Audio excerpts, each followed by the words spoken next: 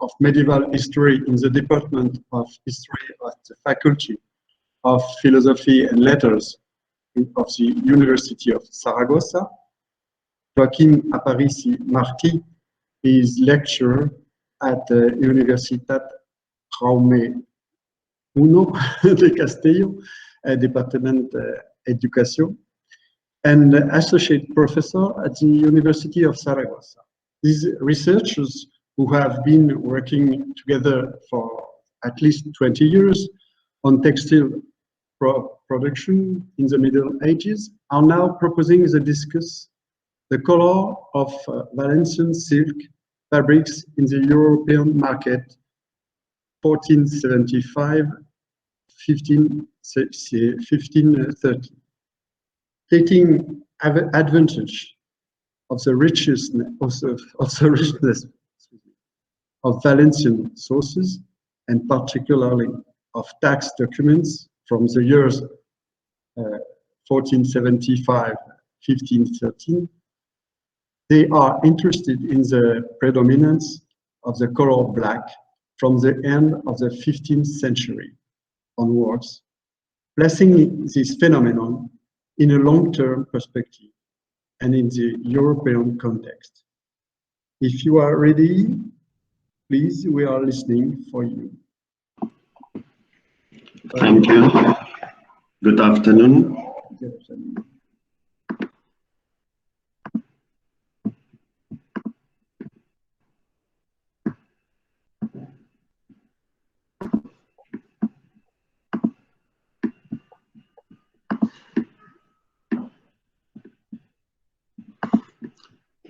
Good afternoon.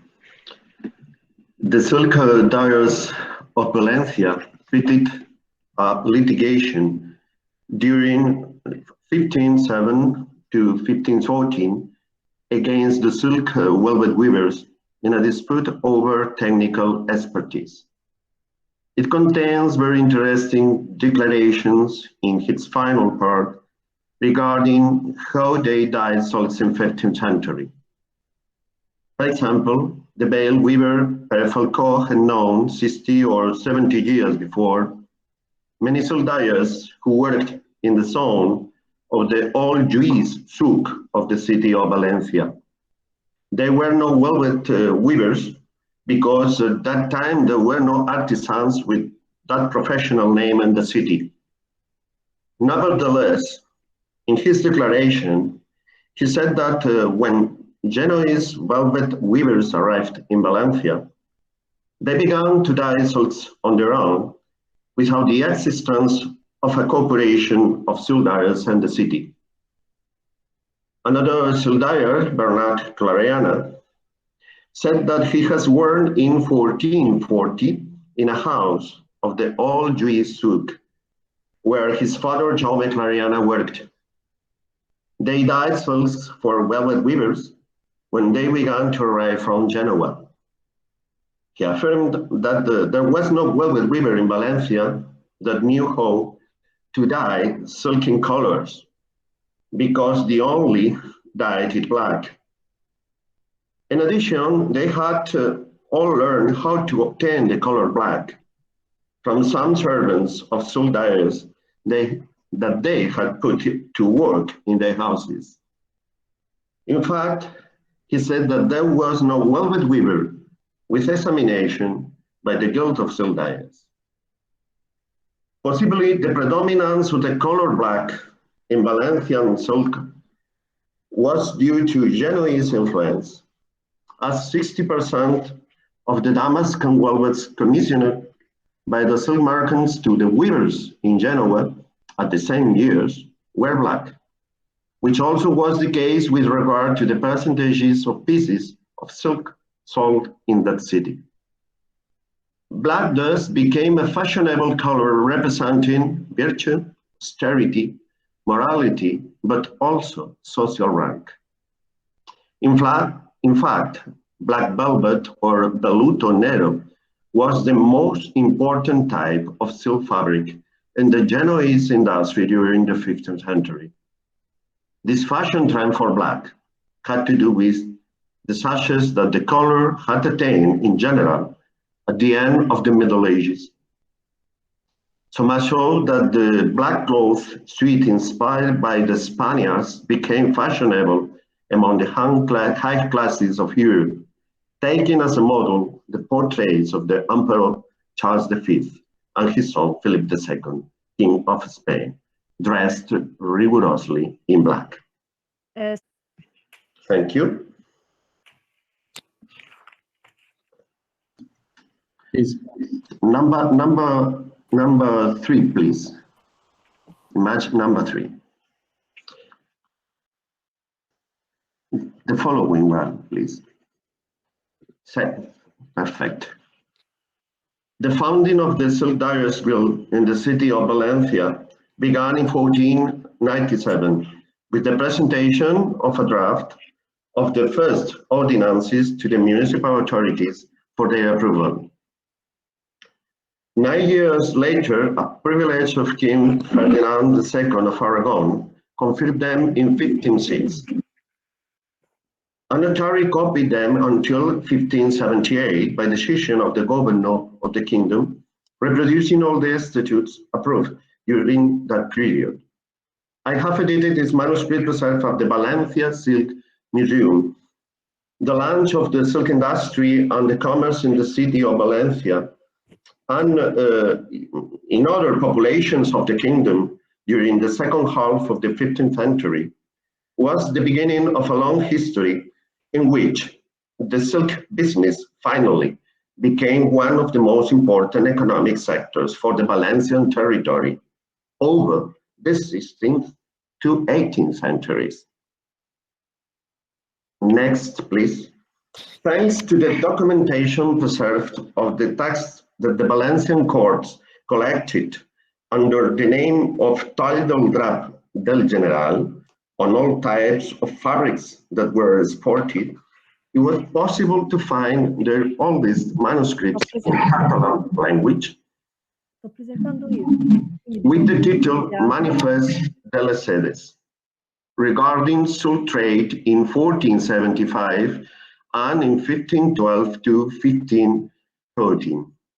Our research project for this Settimana Latini has allowed the complete transcription and the detailed study of these manuscripts, which together total 426 folios with 3,871 total fiscal registers, including here, for the first time, the unprecedented data corresponding to 1513, only January to July.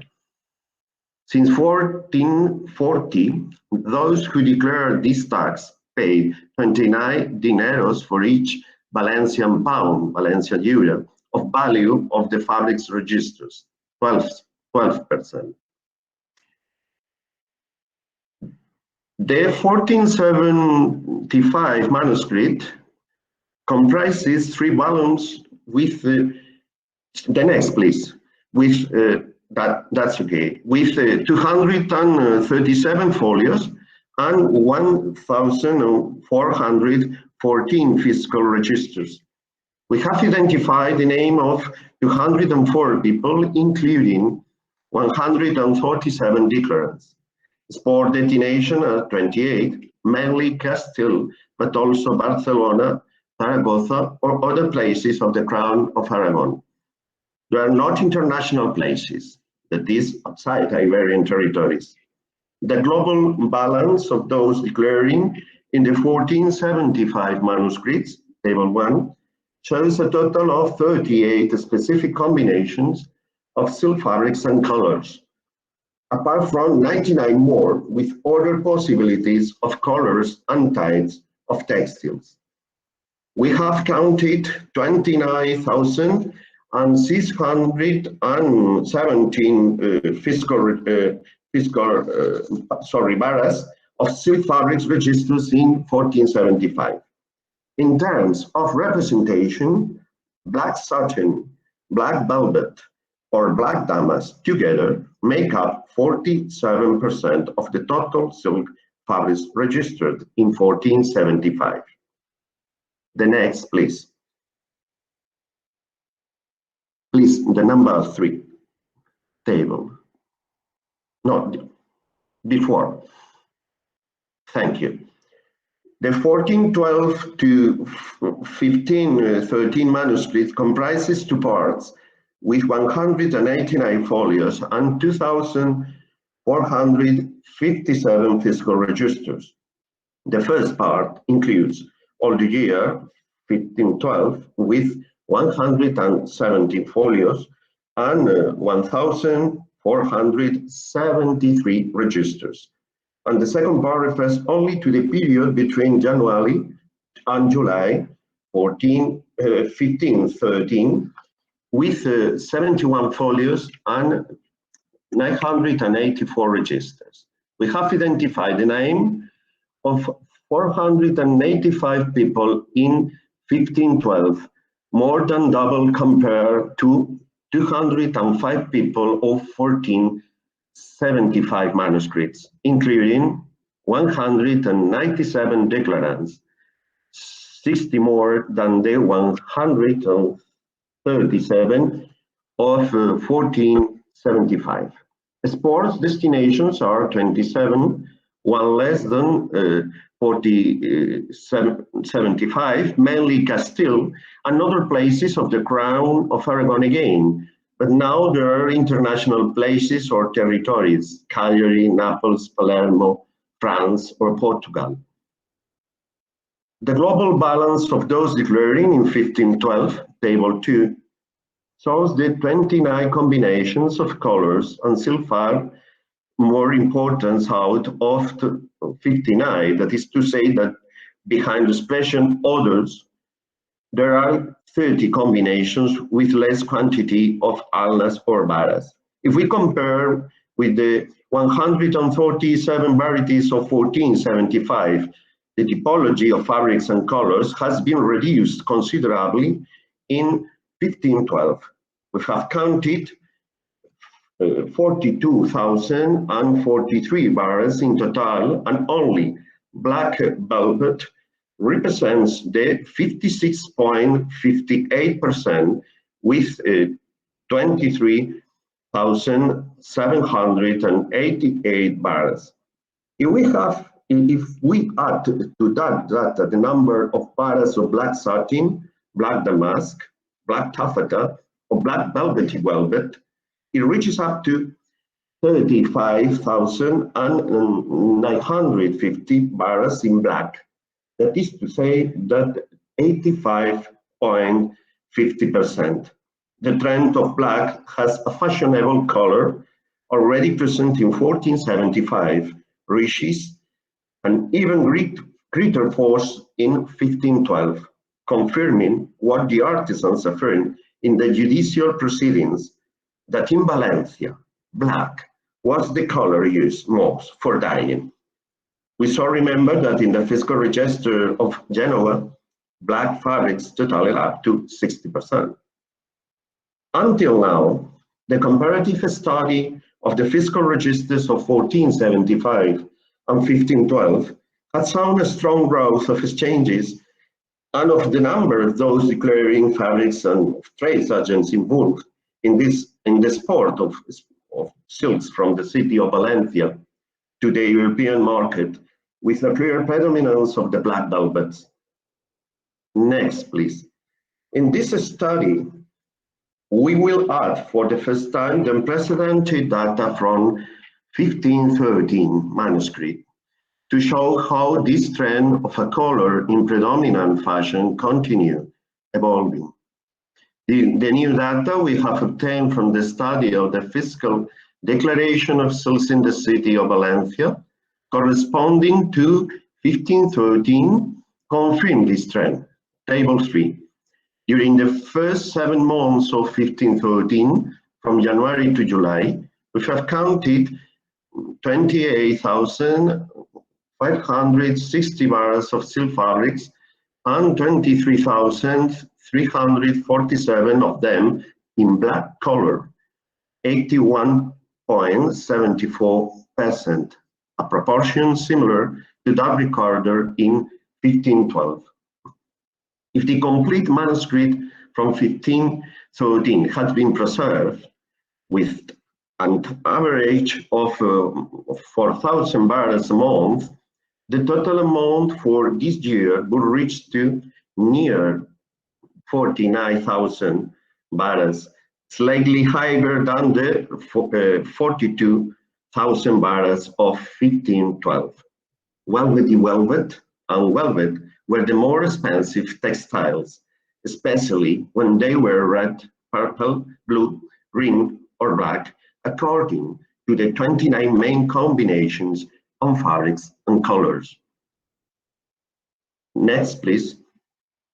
According to the other manuscripts of the Manifeste de les Sedes, preserved in the 16th century in the archive of the Kingdom of Valencia, the number of barrels from 1475, 1512, or 1514 were only the beginning of the takeoff of the Valencian sport trade that increased even more in subsequent years.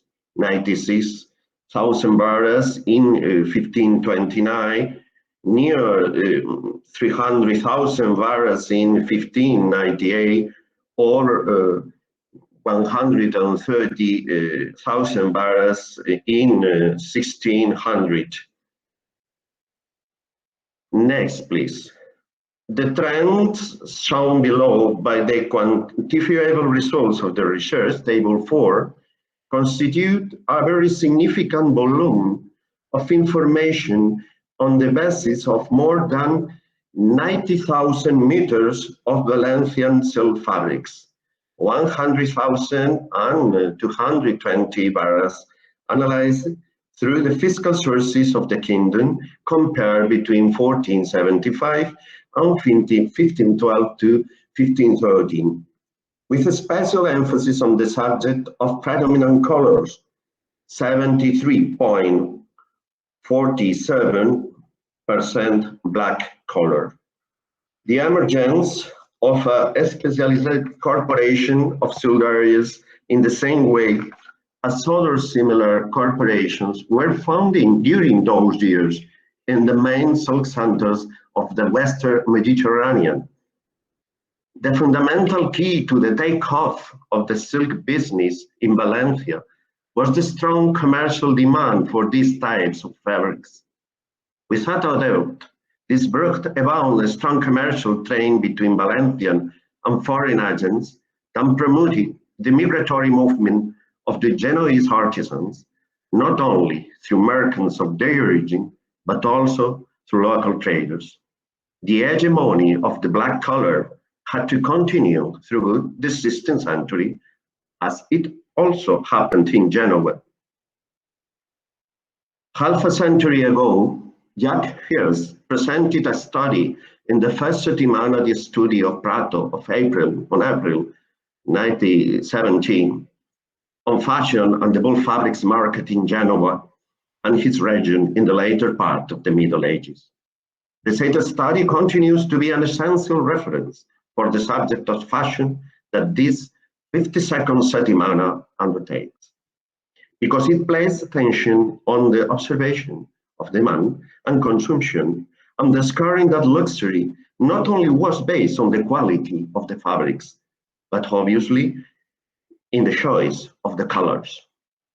On the other hand, what is important is to reconstruct the context of the actors, as well as the dynamics of innovation and circulation that they generate, and the complexity of their development between the public taxation, companies, and business, as posed by Paulino Iradiel in his study on tax authority and economic policy of the urban industries.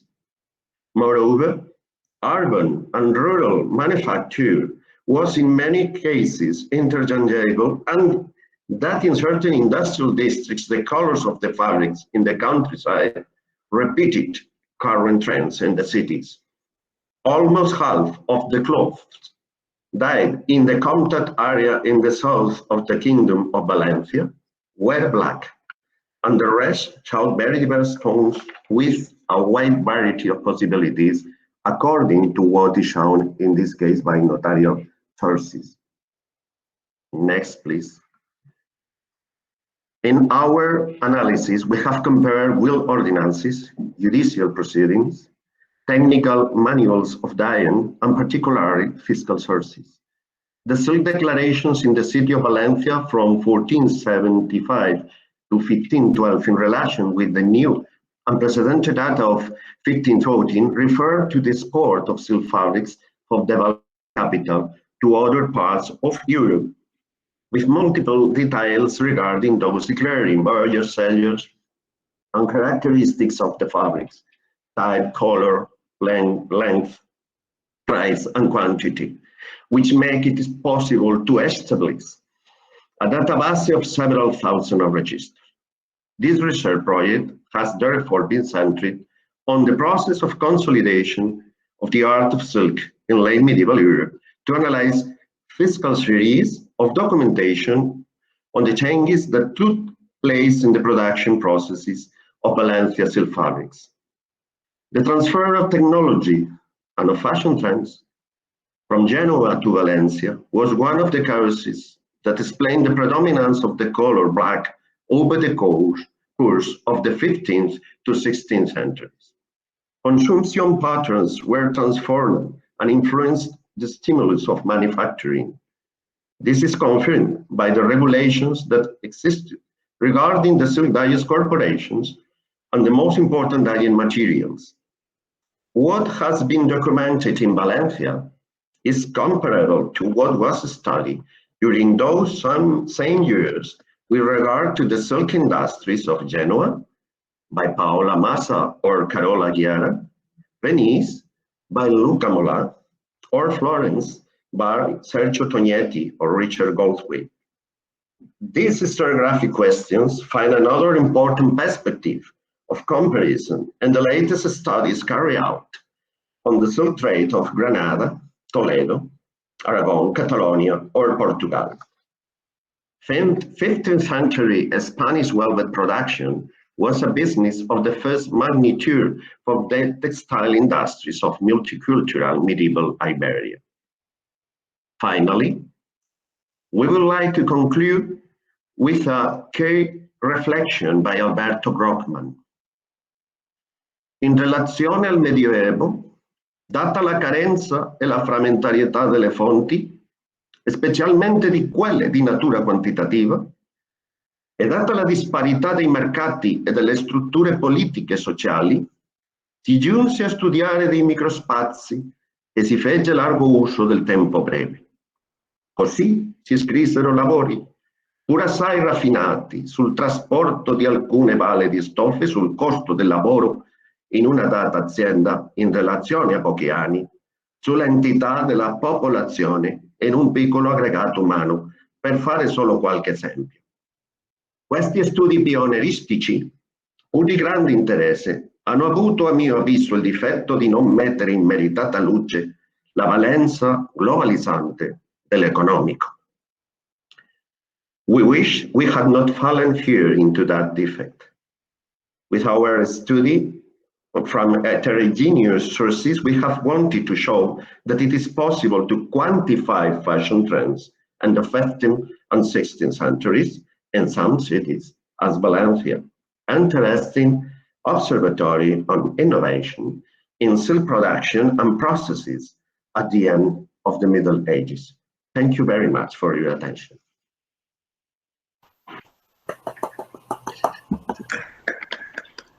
Thank you for this presentation and raffinata, come detto,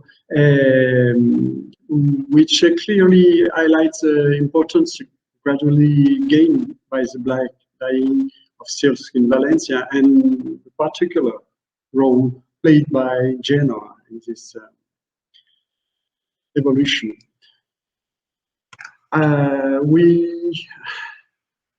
We will continue our session with Laurel Wilson. Okay, see you.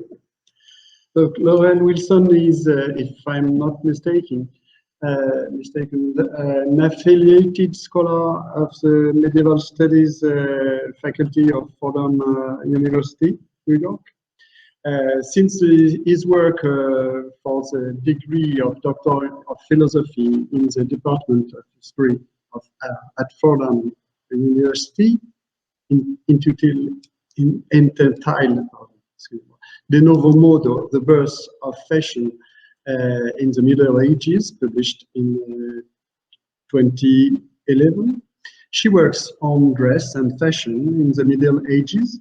Her work includes studies of the emergence of fashion, the economic and social effects, changes in textile technology, the history and meanings of sanctuary law, and the use of clothing and to embody status differences. With a presentation entitled The Impact of Technological Change on Medieval Fashion, she offers us a vast fresco of the changes in medieval fashion, focusing particularly on the two major transformations in medieval clothing, the advent of long clothing in the 12th century and the revolutionary change in dress in the 14th century, considered in their relationship with new weaving technologies. Please, we are listening to you. Thank you. There we go. Okay. Beginning in the late 11th century, beginning in the late 10th or 11th century, there was a major technological change in techniques of cloth making. The advent and evolution of a new type of loom, the horizontal loom, changed the cloth industry drastically. It increased output threefold. It changed the nature and the financial structure of cloth production and the gender of those who wove it. And it had very significant economic effects. Textile production on a large scale was known as the grand industry, and it, together with the enormous increase in long-distance trade with the increased production stimulated, was one of the major economic engines of the commercial revolution, which also began around the turn of the millennium. As a result, the new technology also had powerful social effects, including the stimulation of significant fashion change. May we have the next slide, please? Just to give you an idea of the major turning points in fashion. A thorough investigation of the technological changes in the medieval textile industry should include, in addition to the preparation and weaving of cloth, finishing techniques such as fulling and dyeing, as well as sheep breeding, financial techniques, and many more. I am going to limit this discussion to one crucial aspect of the new technology, the advent, evolution, and uses of the horizontal loom and its main product, a fine woolen cloth known as broadcloth or drop, although I will touch on new tailoring techniques as well. To understand the effects of these developments, we need to examine the material changes in both clothing and textile technology, which took place from the 11th century on. Please note that though I am very interested in the work being done by Professor Stabel, among others, on fashion in ranks below the aristocracy, I am currently focusing on the clothing of the upper class and specifically on the clothing of men.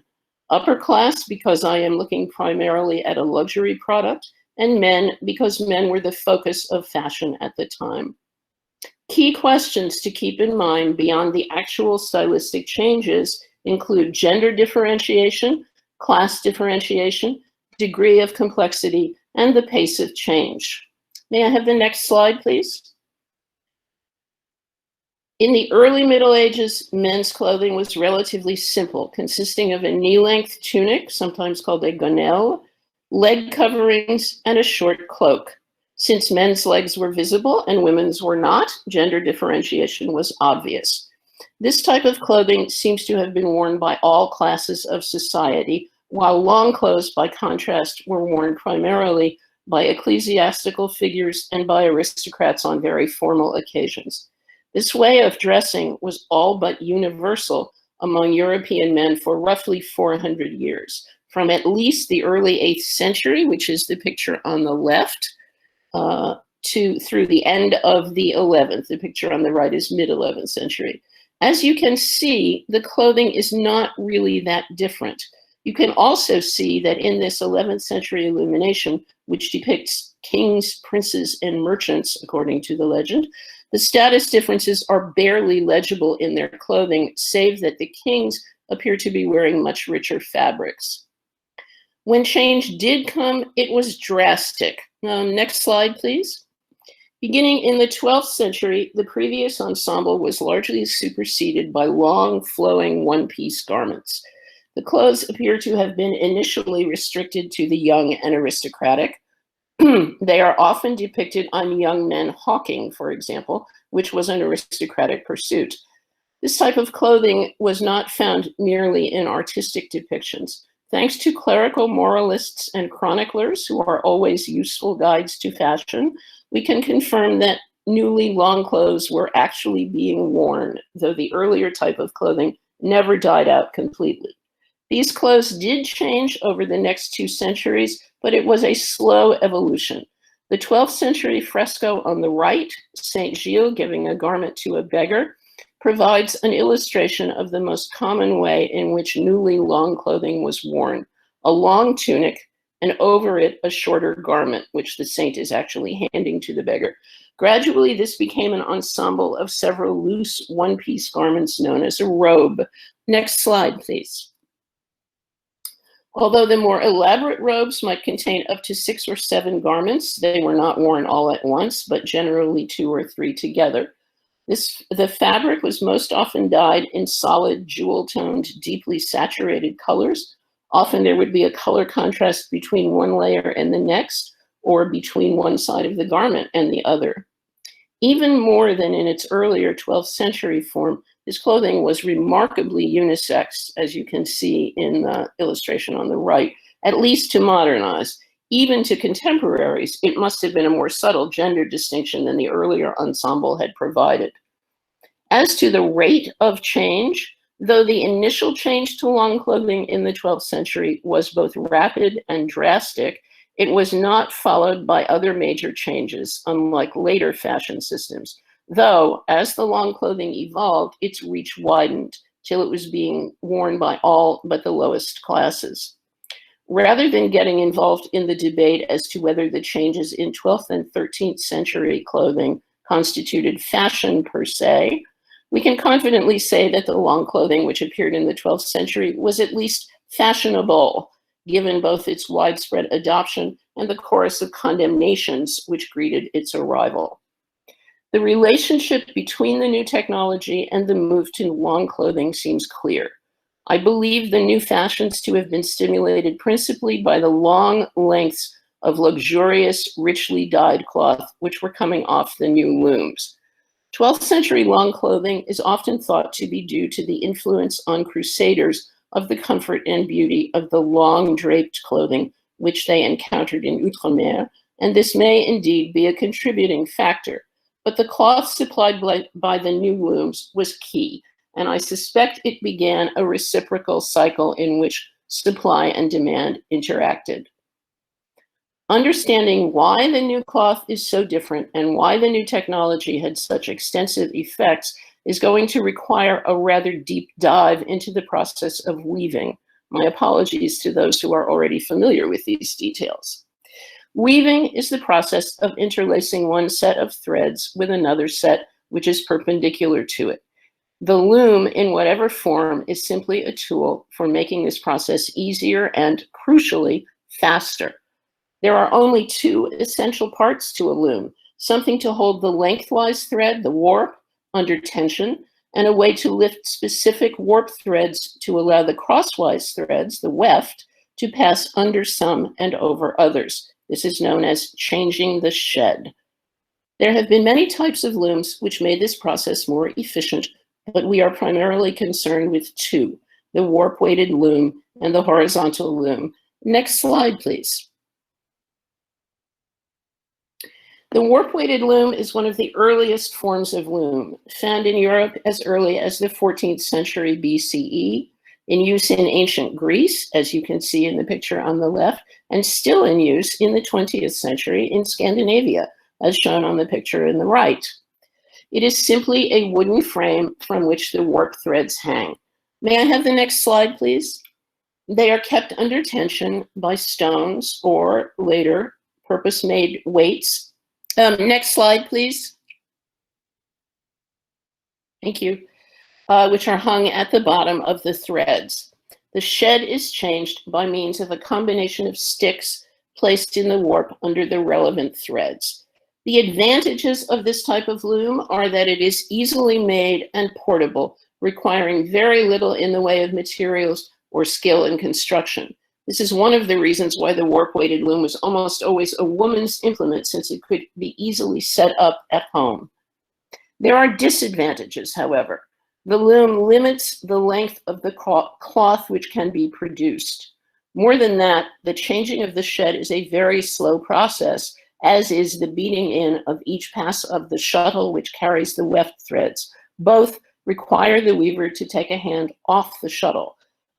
The horizontal pedal loom solved all of the above problems. The changing of sheds is done by foot pedals, meaning that the weaver does not ever have to take their hand off the shuttle, which speeds up the process enormously, as does the built-in beater, which also produces a much firmer cloth. In addition, the warp threads are wound around a beam at the back of the loom, and the finished cloth winds around a beam at the front. The loom itself has some length to it. Together, these features allow for the weaving of extremely long cloths. The average length of a standard piece of broadcloth was somewhere around 20 meters.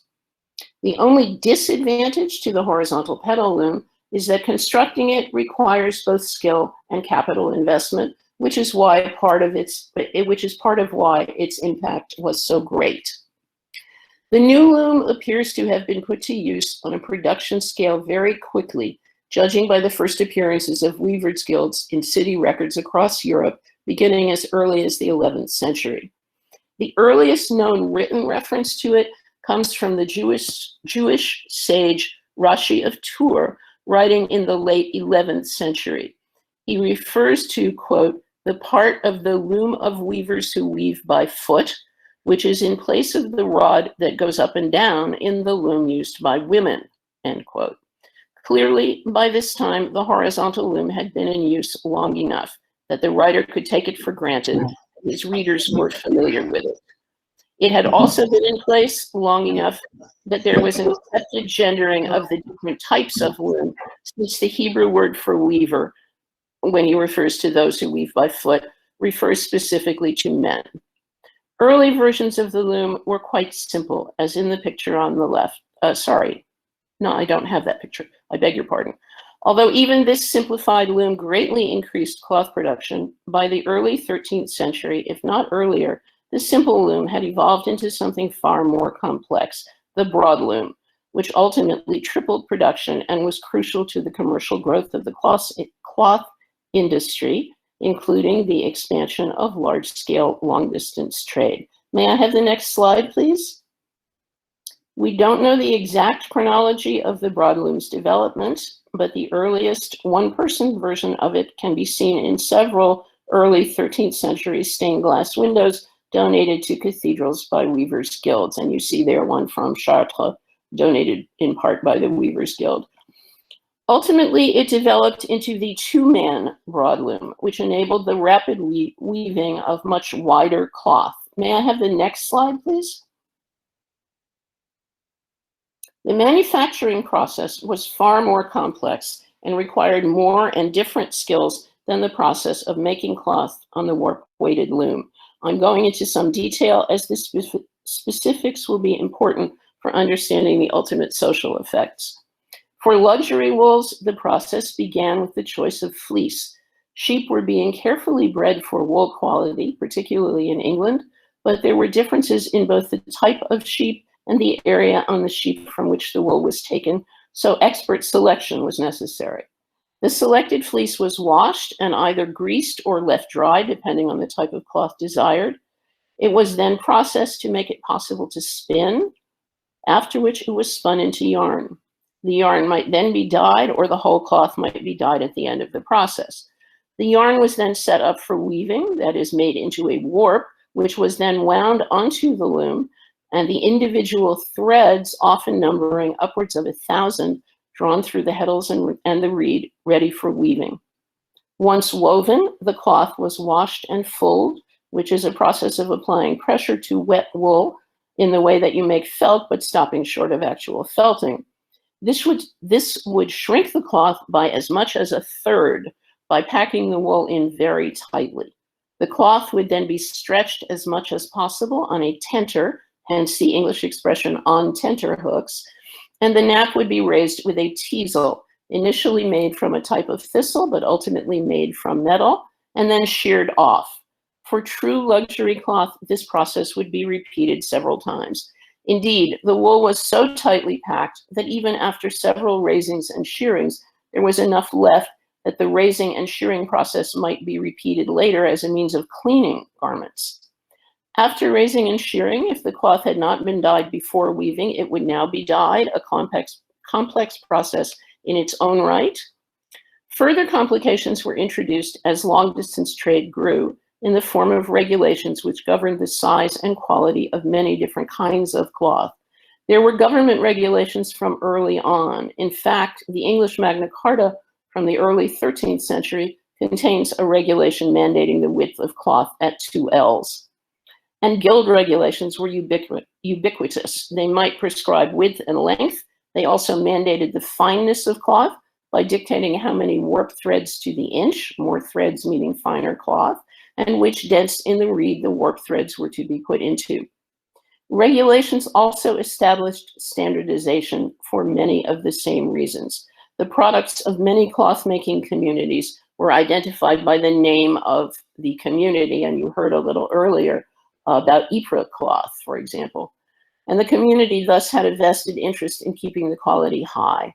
In addition, long-distance trade requires the buyers to have confidence in the product which they are getting, to know both what it will be and that its quality will be as described. And again, standardization helps with that. Thus, some of the new tools associated with the loom had double purposes. The reel, for instance, which is a device to hold the thread as it comes off the spindle or wheel, can be made in a way that enables measurement of length. Warping tools enable standardization of measurement and fineness, as well as helping the warper make the warp properly, while the reed both keeps the warp threads in their place and also determines the type and fineness of cloth. For the same reasons, there were also regulations forbidding the use of certain techniques and tools in the interest of quality. For example, the spinning wheel was initially regarded with suspicion. It does not appear in the records until the 13th century, and then only to be forbidden, a good indication, of course, that its use was already widespread. The wheel that the boy is using in the picture that you're looking at, like the one in the window from Chartres, is not a spinning wheel. It's a wheel for filling bobbins with yarn that then go in the shuttle, so that when the weaver runs out of yarn on his shuttle, he can replace it with a filled one. The net result at its highest level was a true luxury cloth. Each piece of drop was extremely large, in its finished state roughly 20 meters by 2.5 meters. It contained large quantities of tightly packed wool, but was as drapable as silk thanks to the elaborate finishing process. Because it was firmly woven, it was also unusually receptive to being dyed in deeply saturated colors. Cloth woven on the warp-weighted loom, though it has many fine qualities, has none of these particular qualities, and it is this combination of qualities that made the new cloth so desirable and led to the fashionable long clothing of the 12th and 13th centuries. May I have the next slide, please? The next significant change in dress is both drastic and entirely different, as are its causes. It began suddenly in the 1330s, well before the Black Death, with a revolutionary change in the entire silhouette of men's clothing. The changes became more obvious in the early 1340s, again before the Black Death. And when standards of living rose post-Black Death, it simply gave more people the ability to participate in these changing fashions. The new garments began as shorter versions of 13th century clothing, as you can see on the left, but quickly evolved into short, tight clothing, as you can see on the right, often in separable pieces. head covering or shoulder covering, sleeves might be separate, upper body, lower body, hose, which made the clothing very complex. As the upper body garment got shorter and displayed men's legs, it began to resemble the old gonelle hose combination, but the body shapes were quite different. May I have the next slide, please? Men's clothing began to emphasize the genital area, initially with purses or belts, and eventually by the extreme shortness of the upper garments. And men's upper garments were also padded to emphasize the chest. The illustration on the left is obviously somewhat exaggerated. It is from the Roman de la Rose, and it's the god of love and the dreamer, and they are being purposefully exaggerated to indicate that they are stupidly following the latest fashions. But you will see in a minute that they really did pad the chest.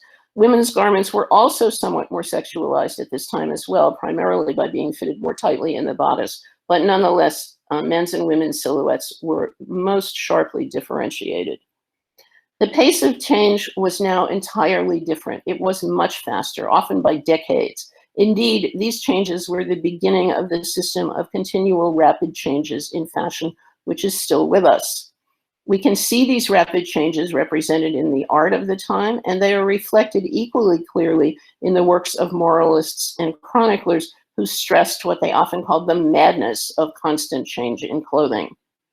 In terms of technology, there was no significant change in loom technology at this point, but there were other changes which played a part in the genesis of the new clothing. May I have the next slide, please?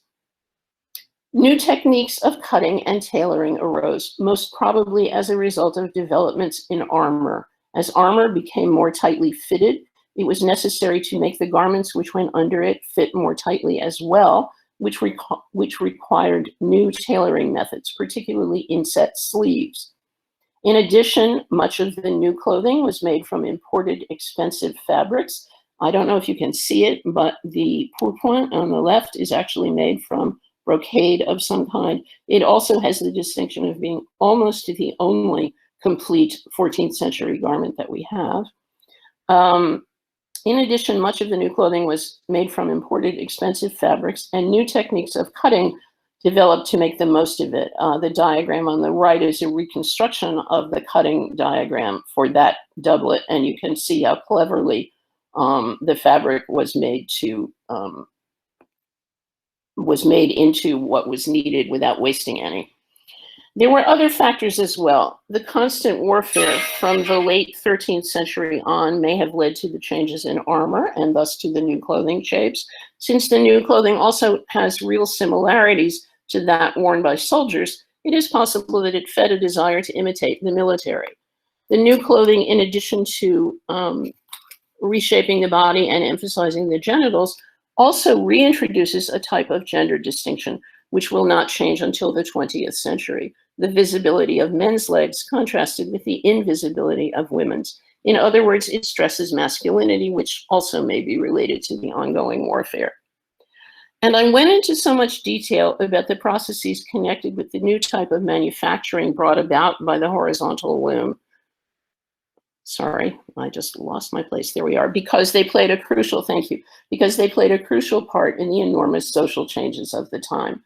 From a process which could have been carried out by one person, cloth making had become an extremely labor-intensive process, leading to an elaborate division of labor. It also required new or more refined skills than earlier methods, and a sophisticated system of related crafts and smaller industries evolved in response. This, in turn, was part of the social dynamic, which led to new social groupings such as merchants' guilds and crafts guilds. Cloth making now also required expensive raw materials and tools, as did the finishing processes appropriate to the new types of cloth, such as fulling and dyeing. As a result, it now required capital to produce cloth on a large scale, which moved cloth production out of the household arena. It also required capital and organization to engage in the extensive trade, both domestic and long distance, which grew up around broadcloth and the other new cloths. In other words, entrepreneurs such as merchants and drapers were required to finance and organize the industry, and they played a large part in the rise of the medieval bourgeoisie. This is not a new idea, of course, but I believe it was crucial to the development of the new fashions of the 14th century, since it led to many new ranks and much increased status competition. As I mentioned, the new clothing was exceptionally complex, particularly compared to what had preceded. Like all fashionable clothes, the new clothing displayed the social capital and inside knowledge of the wearer, which, given the complexity of this clothing, displayed very sophisticated knowledge. And because the clothing was so complex, it also enabled the wearer to communicate far more subtle nuances of status, as opposed to the simple oppositions of rich and poor and noble and commoner embodied by most earlier men's clothing. This was a necessity in the 14th century and may have contributed to the development of this type of clothing. Just as an indication of the importance which clothing was taking on, this is from roughly 1340, and it is the devil's minion tempting a bishop with fancy new clothing. The anthropologist Mary Douglas writes that what she calls goods, that is objects of consumption, quote, are needed for making visible and stable the categories of culture, end quote. And in the later Middle Ages, dress filled that need quite literally. It is not an exaggeration to say that the new cloth making and tailoring technology, which followed from the introduction of the horizontal loom, was the main catalyst, not just for the stabilizing need which she describes, but for the clothing which filled it. Thank you. Thank you for this large vision.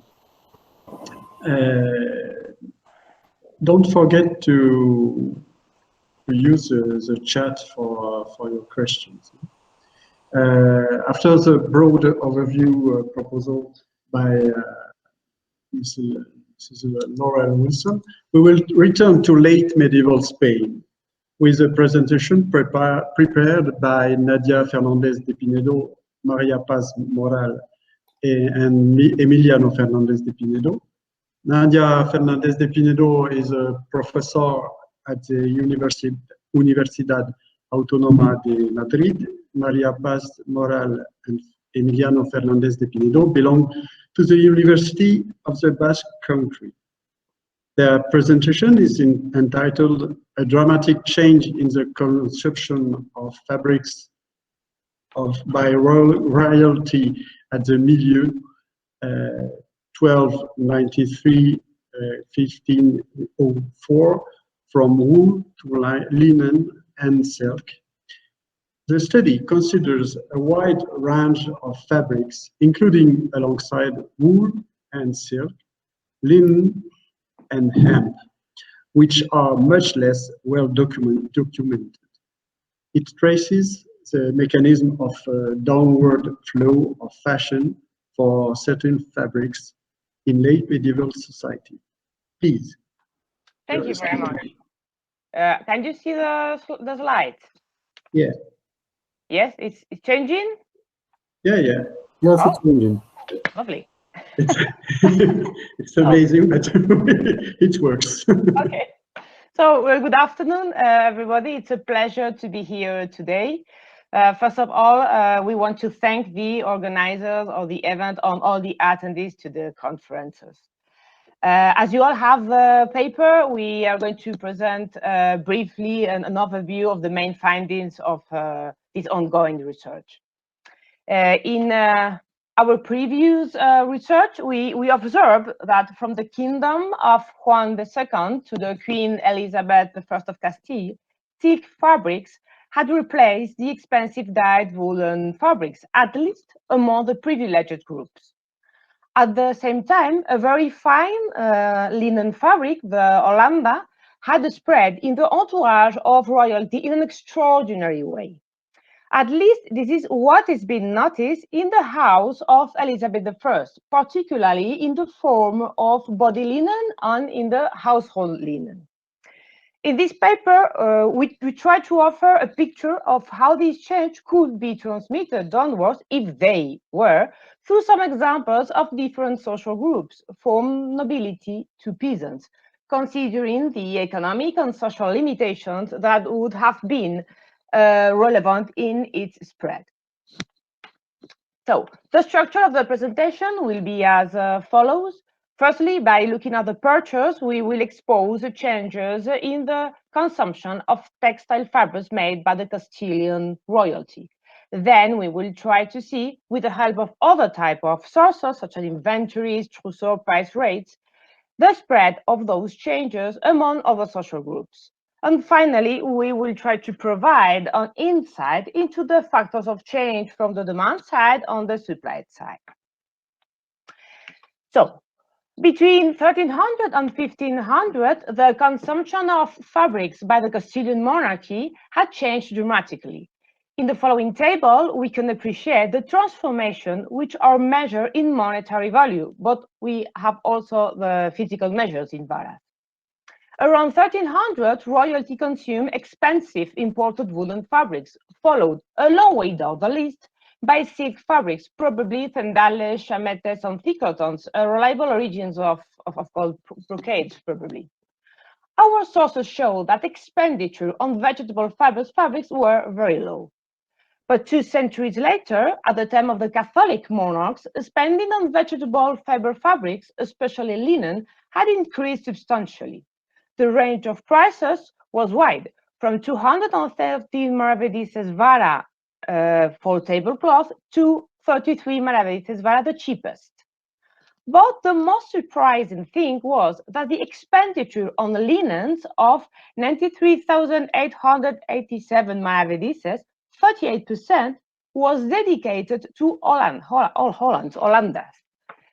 Excluding expensive linen fabric, almost 3 times more expensive than Bretagne or Bocans on the most widely acquired. In general, linen fabrics were dedicated to the private sphere, that is, bedding that accounted for the 35% of the value, table service, 21%, or garments or not seen or semi-visible, as it is the case of shirts at that time, that accounted for the 25%.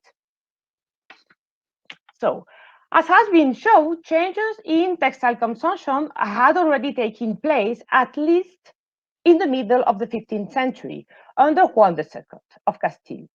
Starting from the transformation in the consumption of royalty, we have tried to see what happened with the consumption of other social groups below and the reasons for it.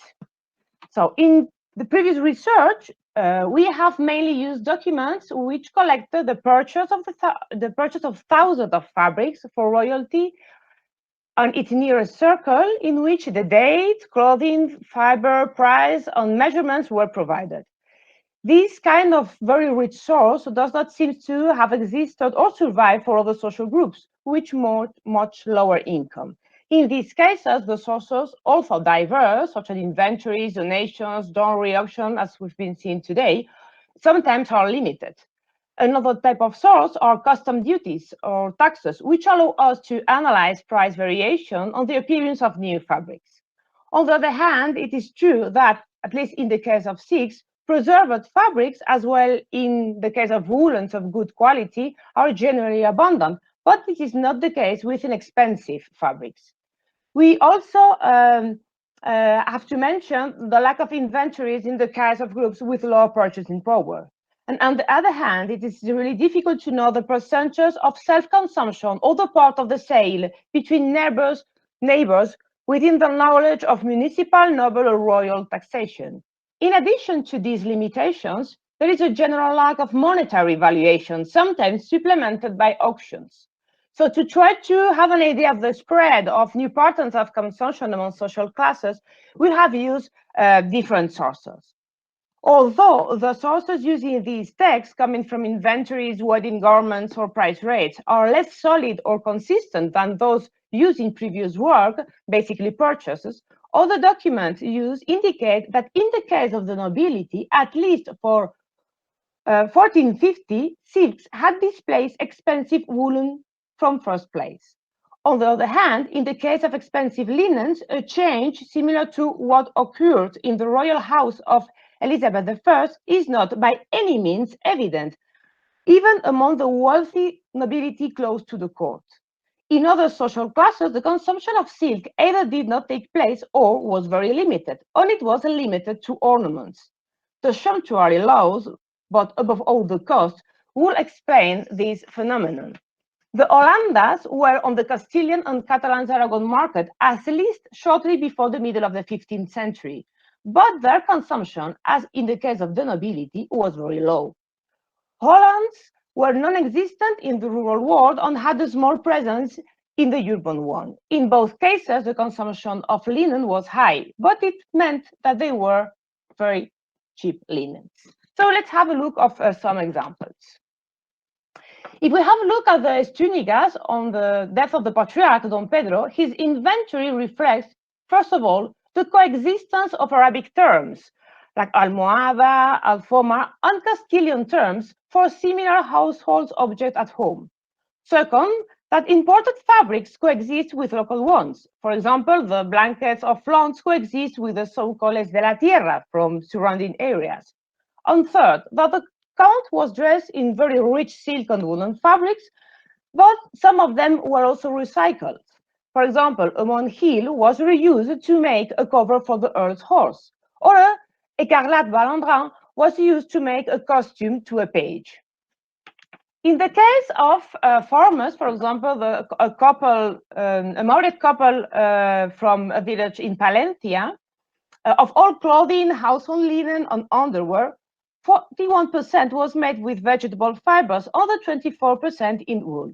Since some old cords and some old large iron cords are listed in the inventory, it may be possible that part of the activity of this family consisted of carding wood, in addition to their agricultural livestock income. Also, there is no indication that they weave. Concerning the cotton and futain fabric, it is very likely that they were imported from Al-Andalus. Regarding the inventory of the sculptor of master builder of the Cathedral of Lleida, although its inventory is obviously much richer in clothing than the previous one, its consumption structure is not very different, at least with regard to the relationships between fibers.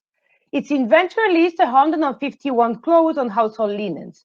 The fiber is offered for the 47%, being half made with vegetable fibers, the 28% in wool, and a modest 2.8% in silks, the tercenel, as you can see in the table. With reservations, the data from Olite are less homogeneous since they affect different social categories, but they have the advantage of valuing textile products very frequently. Olite buyers seems to buy a wide range of fabrics, barely imports from Bretagne, Flanders, and Holland.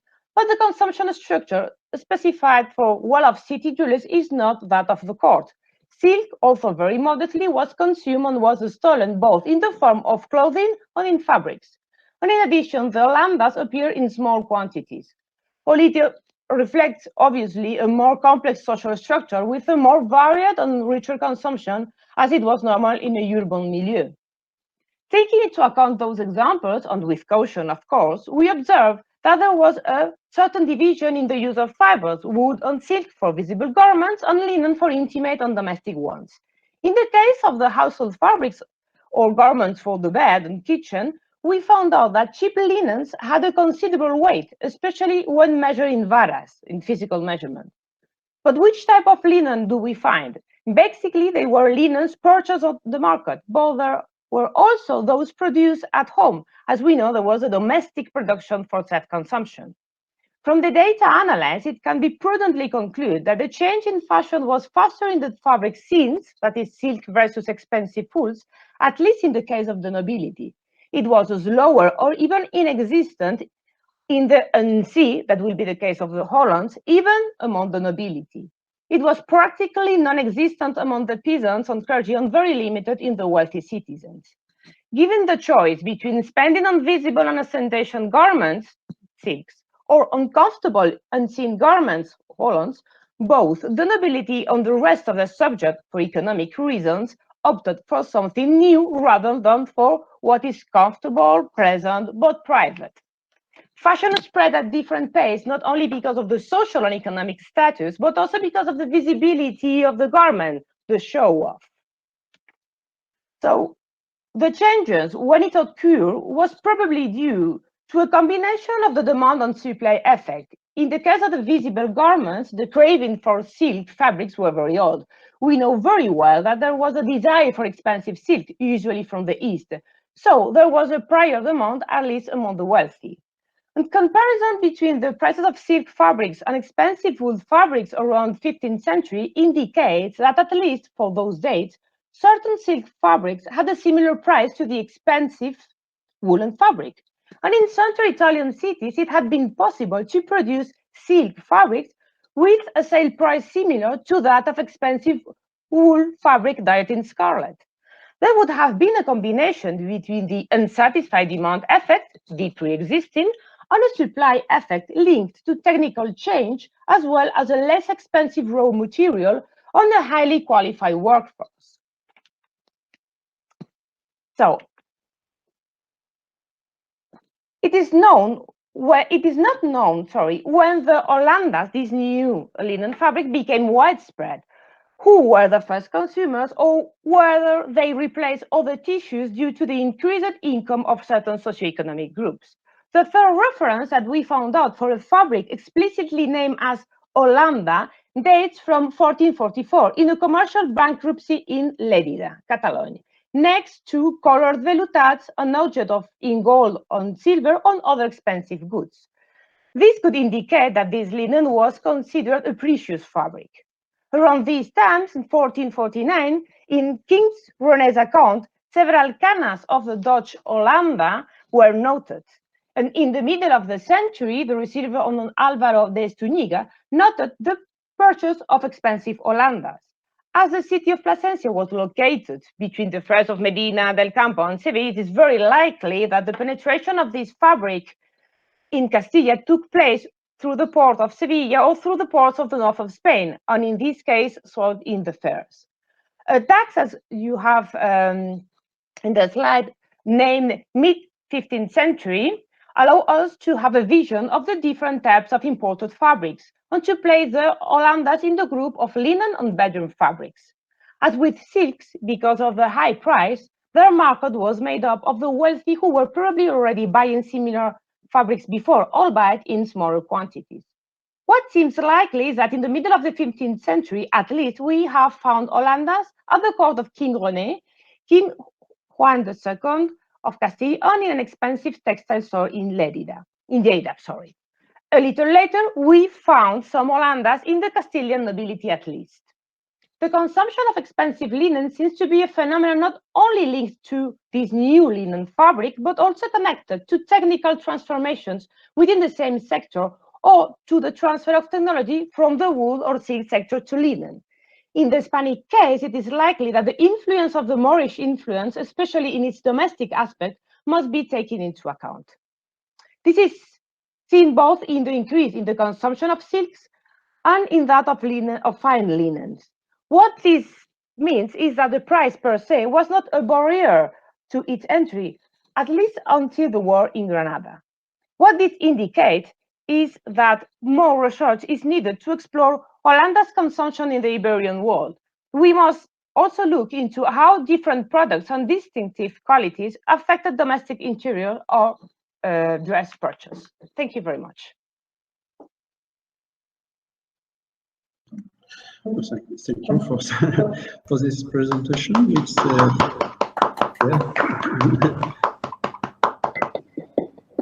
this presentation, which beyond the garment scene, informs us about private clothing, which separates the intimate from the ostentation and considers fashion in its social depth, giving us to see its effects on the most modest categories of society.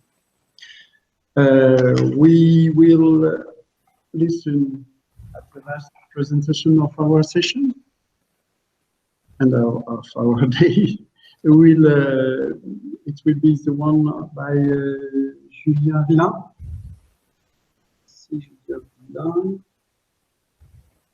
Julien Villain is a lecturer in modern history at the University of Évry-Val-d'Essonne in Paris-Saclay. His research is in economic and social history of 17th and in the 18th century in Europe focuses on the history of products, fabrics, accessories, and their qualitative transformation. His intervention will focus on the question of innovation and the dynamics of supply in the markets for woolen fabrics in 18th century France. This presentation is based on the analysis of a series of inventories of Lorraine, bankruptcy, and of the half-yearly statements of factors to estimate the evolution of the productive supply in the 18th century. Where is bon, je vous passe la parole. Peut-être mettre en plein écran si vous pouvez. Okay. Thank you, Philippe, and thank you, everyone. And I would like to thank, of course, the organization staff who does a pretty good work in these difficult circumstances to organize such an interesting conference. As you can see, seeing at my PowerPoint, the topic I will deal with today is both broad and ambitious, and it is an attempt to assess the product innovation in 18th century France, and especially the product innovations in woolens markets. Well, the 18th century is a century of economic growth, and the markets for commodities were especially dynamics, especially concerning fabrics such as woolens, linens, or calicos. When I say a dynamic, it means two kinds of dynamism. First of all, the amount of commodities traded on markets was on the growth during the 18th century. And if we speak here of fabrics, we can estimate that growth for France as 2/4 or 3/4 the quantity, the amount of fabrics sold on the market doubled or trebled during the 18th century, as we could estimate it. Second point, when I speak of dynamism of markets, I speak also of diversification of the supply in order to satisfy diversifying demand, and to stimulate demand by inventing new varieties of products sold on the markets. My paper here will try to assess especially the extent of this diversification of production in the woolens markets. Woolens, because this sector of fabric market was one of the most dynamics with calicos, for instance. In other words, what I try to do here is to estimate the extent of invention of new products during the 18th century on specific markets, markets for woolens. It is a big issue, of course, which raises many methodological questions, and especially how to measure such an intensification of innovation in the long run. So, my presentation will be divided in three parts. In first part, methodological one, I will try to present my methodology and to show how to assess the extent of a product innovation, and especially in the woolen markets. For the purpose, I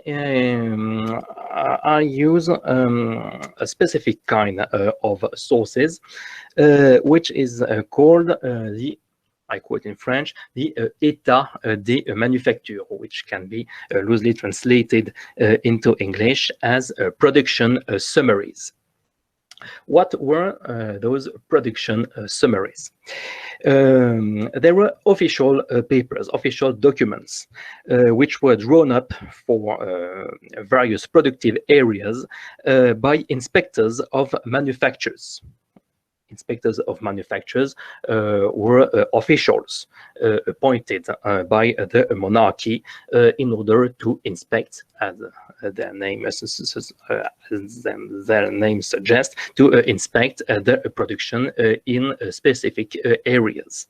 And twice a year, those inspectors had to draw up such an état des manufactures for the region they had to inspect. And they were to send these summaries to the Bureau du Commerce, the Board of Trade, which was the division of the Royal Council specialized in economic issues.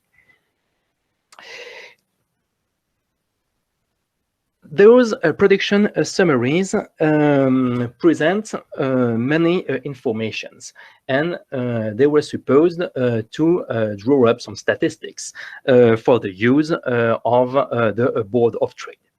For instance, here I chose the état des manufactures for the Généralité, that is to say the region of Alençon, here in Normandy. And in this document, you can see first in rows the places where the fabrics were made, and the name, and the material used, the fibers used to make those fabrics, the prices, and some specific characteristics of the products, so that we have a good presentation, a good description of the different products here. Well, those summaries were based on the amount of fabrics which were presented locally by the producers in the Bureau de Marque, that is to say, stamping offices. So that for each fabrication place, you have the name of the products, and you have also the number of fabric pieces which were presented at the stamping office. The stamping was an operation devised to certify the quality of the product. In fact, fabrics had to be made following certain quality rules. In France, especially in France, the regulations for producing the fabrics were not guild-based, but were defined at a national level, if can use the word national. They were defined by the monarchy itself since 1669, and the action of the finance minister Colbert. So that since the end of the 17th century, there existed regulations, national-based regulation of production for different fabrics. So, thanks to those lists, which are available for pretty great number of regions throughout France, it is possible to compare the production at the beginning of the 18th century, during the 18th century, and at the end of the 18th century. There remained hundreds and hundreds of those production summaries in archives so that they can be used to compare levels of productions. I will go back to that point, but also, and that is the main focus here, but also the different kind of products that were fabricated. Those regulation, those productive regulation could integrate innovation. I mean, the French monarchy drew up a system of productive regulation, but monarchy was not hostile to innovation, quite on the contrary. Those productive regulations integrated innovations, in fact, and product innovation was frequently integrated into those états de manufacture. Products were integrated to those productive regulations when it turned out to be a commercial success. I mean that all commercial successes or new products that were commercial successes were integrated into those états de manufacture and were approved by the monarchy. To sum up, those documents enable us to estimate productive innovation by comparing tables from different dates throughout the century. So, what can we deduce from our analysis? What were the levels of productive innovation that can be traced through the use of those documents? For several areas, we have at disposal those documents for the beginning of the 18th century, for the end of the 18th century, and even for intermediary dates. I will compare here for to simplify the analysis only the beginning and the end of the century. So in a time scale of approximately 80 years, we can estimate innovation for various qualities and various productive areas. I sorted them. There are different fabrics in different categories, very broad, very simple categories, such as luxury woolens, high-quality woolens, common woolens, low-quality woolens, and mixed materials, which imply the use of wool. The woolens, proprio sensu, were the four first categories here. For the different productive areas here, I counted the number of new varieties of products at the end of the 18th century comparatively to the beginning of the 18th century. And I calculated the proportion on one, it's not a percentage, it is a proportion on one of innovation.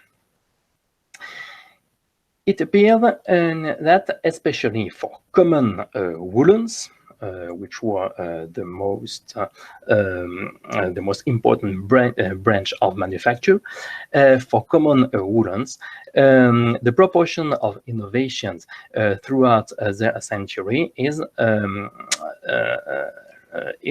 very relevant.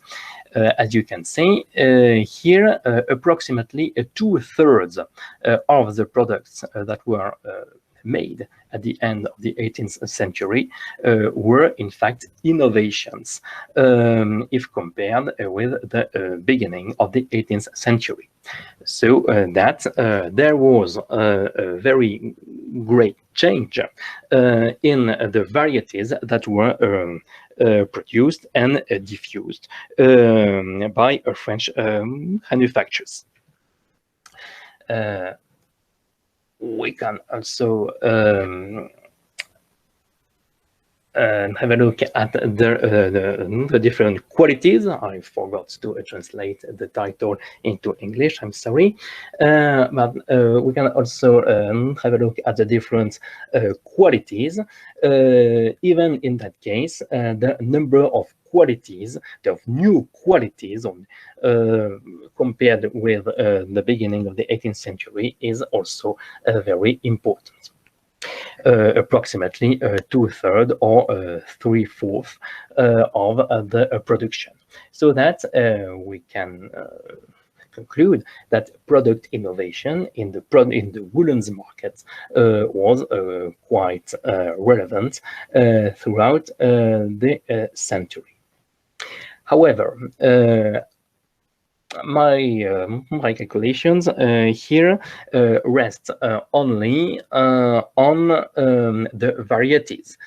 I did not calculate judging by the volumes actually produced by the different manufacturers. If we have a look at the volumes, and that is to say, to the number of pieces that were made by different branches, by different manufacturers, we can see for the middle of the 18th century, for different places, that innovation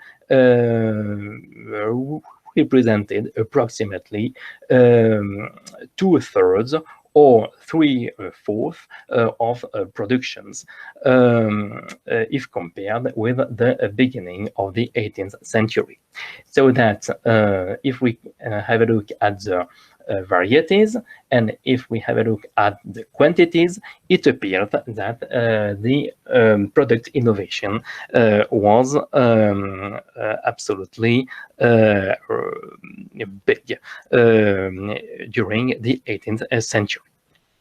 Well, all of this is true, I think, but it is only half true.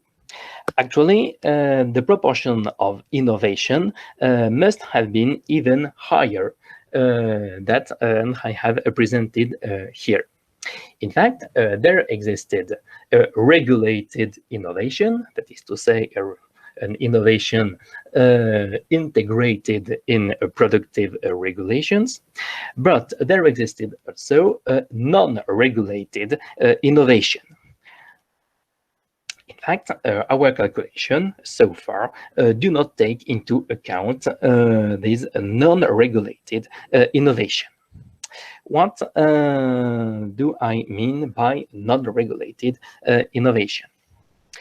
It appears that from the middle of the 18th century onwards, an increasing amount of production was not presented anymore at stamping offices, at bureau de marque I presented before. And a good deal of those products not presented, not registered, were certainly new products, were certainly innovations. In fact, from the middle of the 18th century, cheating was massive and cheating was growing. And a big amount of product innovation in woolens escaped us because it was not presented at the offices which were devised to measure the production. It is possible to estimate those non-regulated innovations, those unofficial, fraudulent innovations. One way could be to estimate the amount of unidentified products in the dealer's shop. Unidentified products were likely to be new products, often transient innovations, sold only for a few years or a few seasons. In order to study these unidentified products, a good idea would be to have a look at probate inventories or bankruptcy files of various dealers in order to estimate what part of their stocks were in fact unidentified products. I tried to estimate it in my PhD many years ago for Lorraine in the northeast of France here. Lorraine was a region quite rich at the France scale, open to various commercial streams from empire, from Northern Europe, and of course from France. And it turned out that the bulk of the woolens sold in Lorraine originated from various regions of France. So, having a look at their bankruptcy files of Lorraine dealers could be a way to assess the innovation in French fabrics first, and to assess the amount of products that were unidentified. In fact,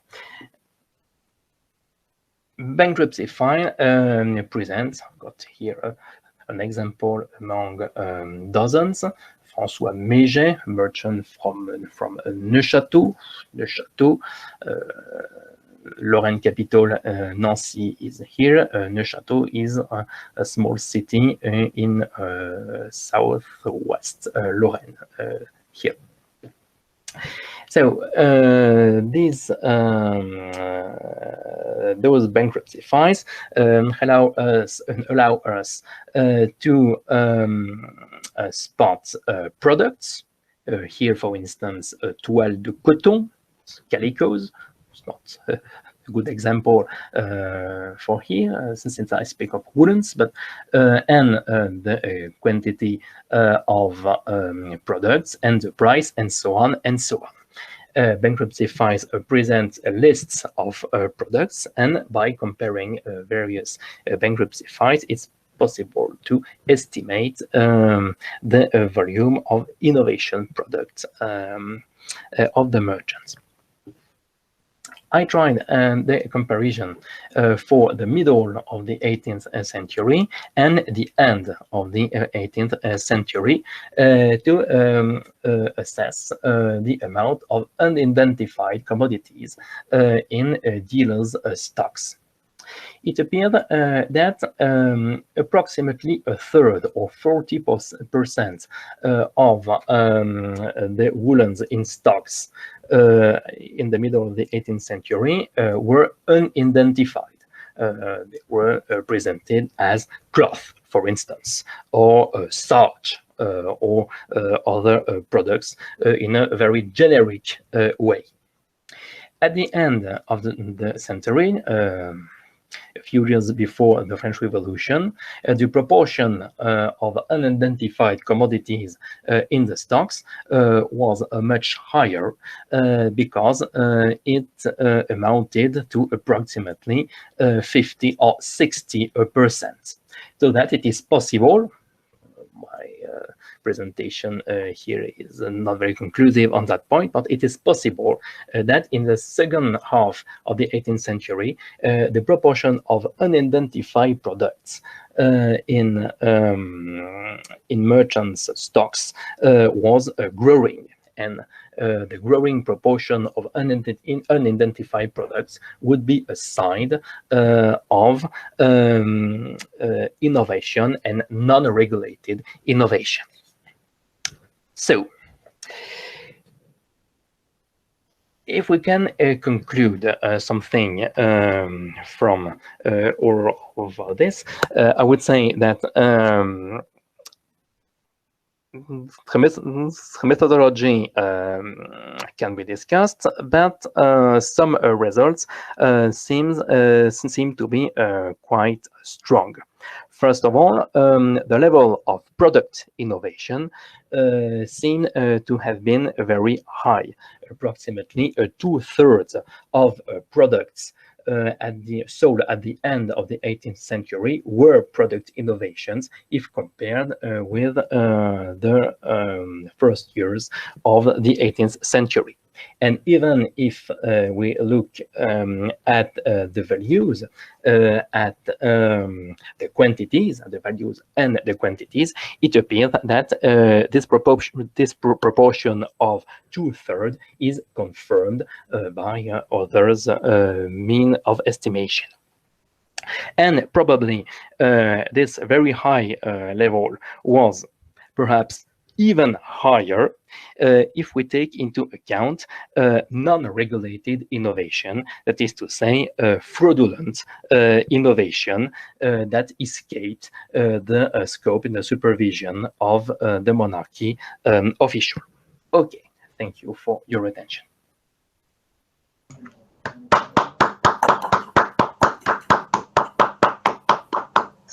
Thank you.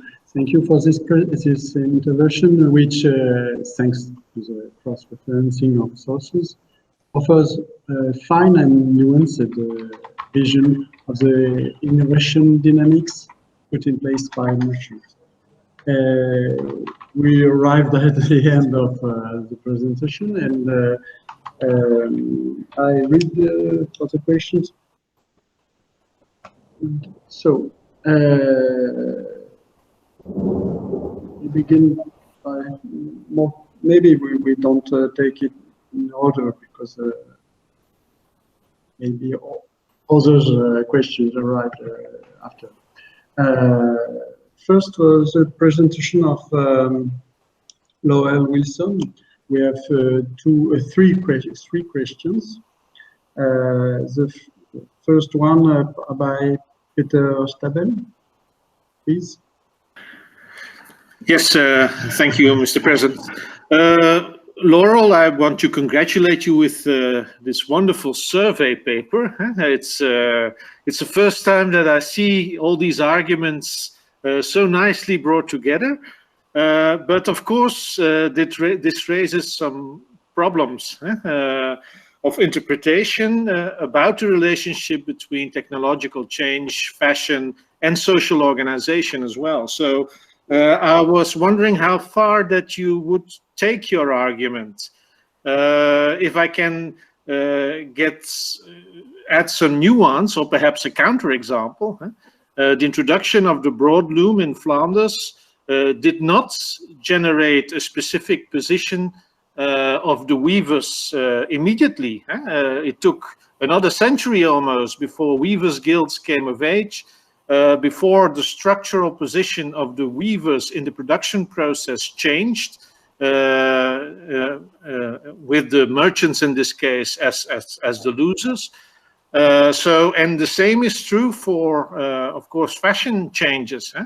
Does the introduction of a broad loom imply that there is a causal relationship with the introduction of long ropes in medieval fashion?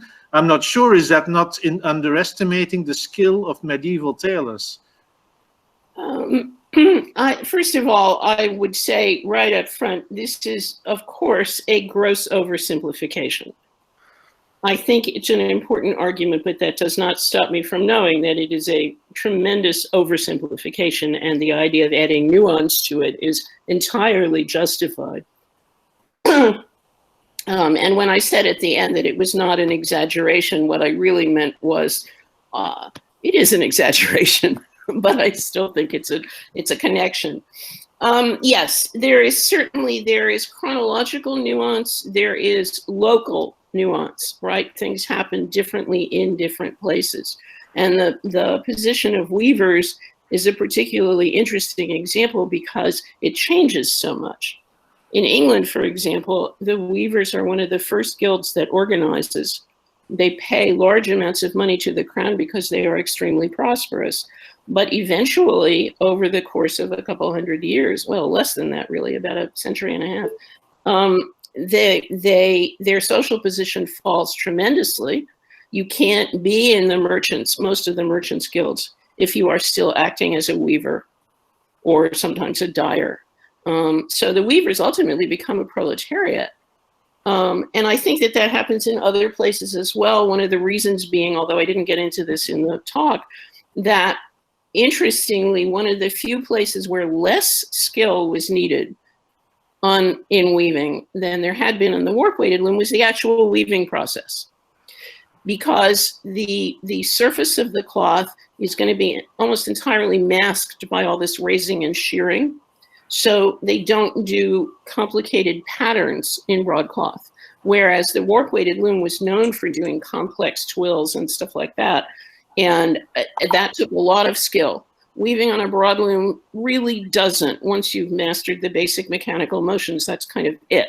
And I think that that is one of the reasons that the position of weavers falls. But again, there are local differences, chronological, local, whatever. So yes, of course, this whole entire argument needs much, much, much more nuance. I believe the connection is there, perhaps not as strongly as I have stated it, but I do believe that it is there. But I will only make my argument stronger if I can add some nuance to it. So thank you for that.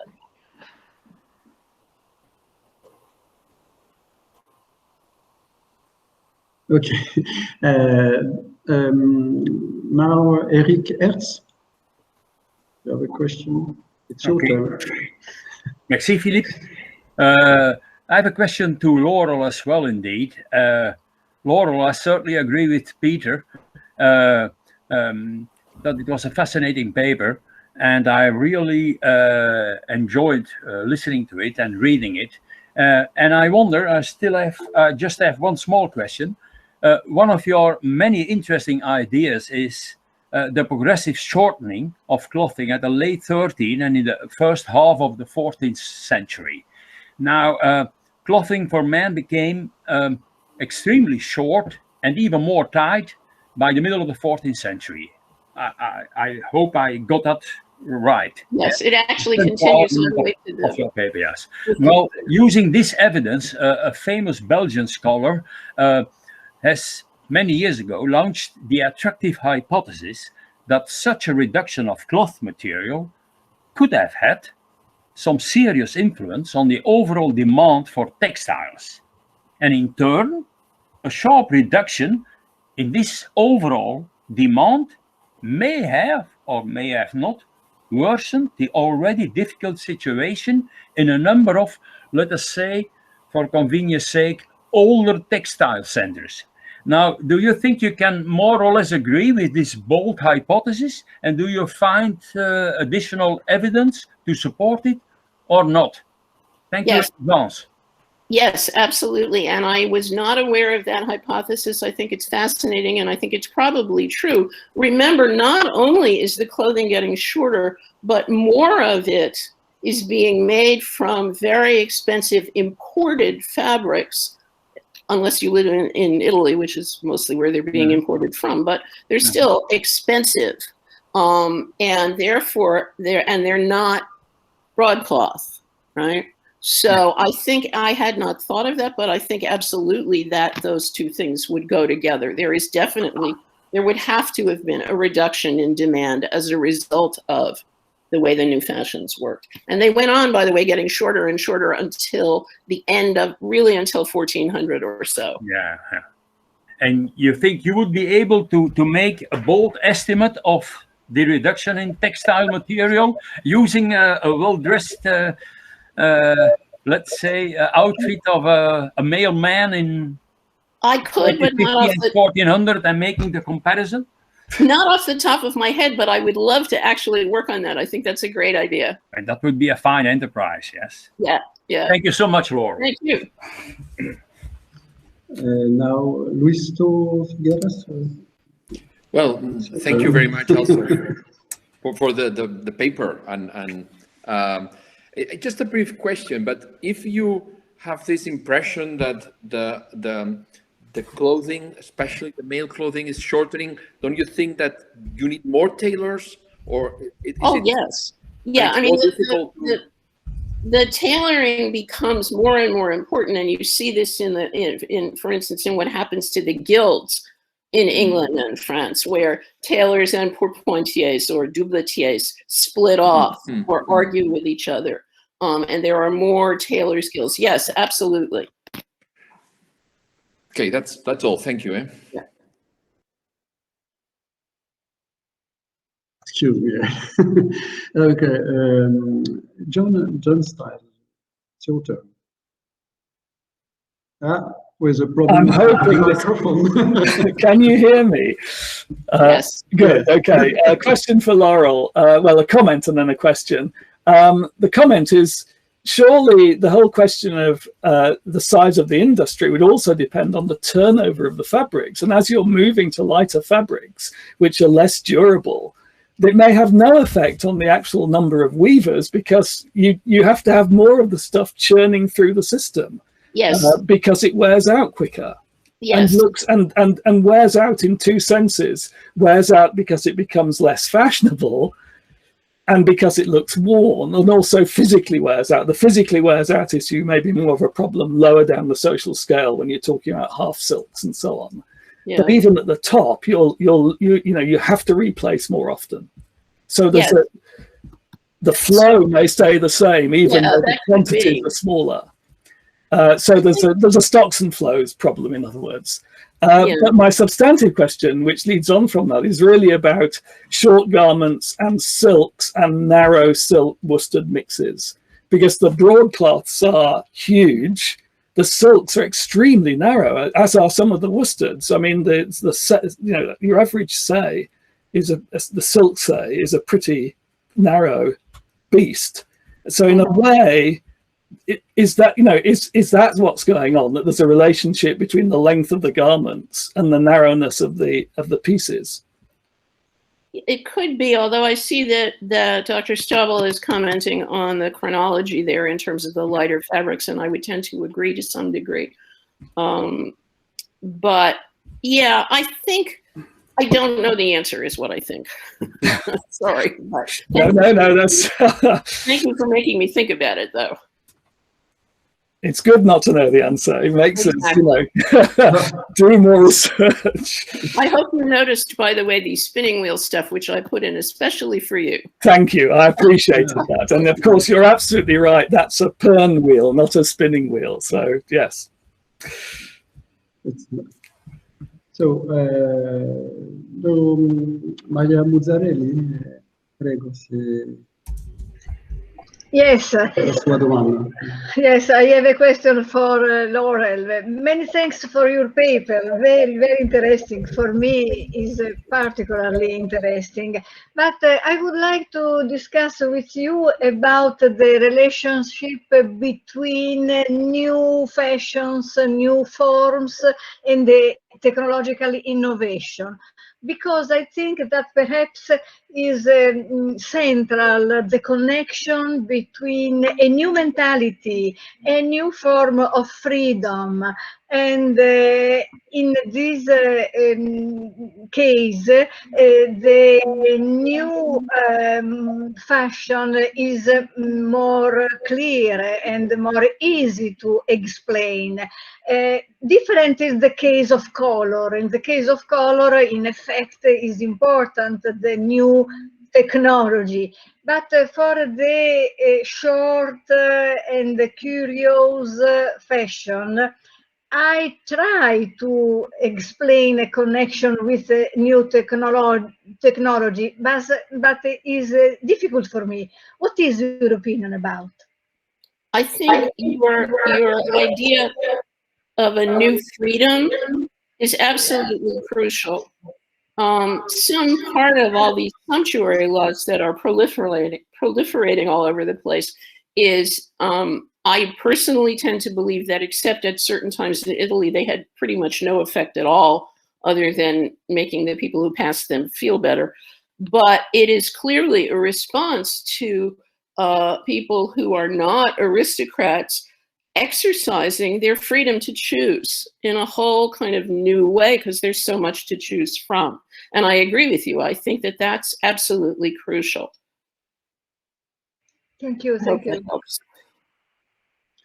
So thank you for the questions and response.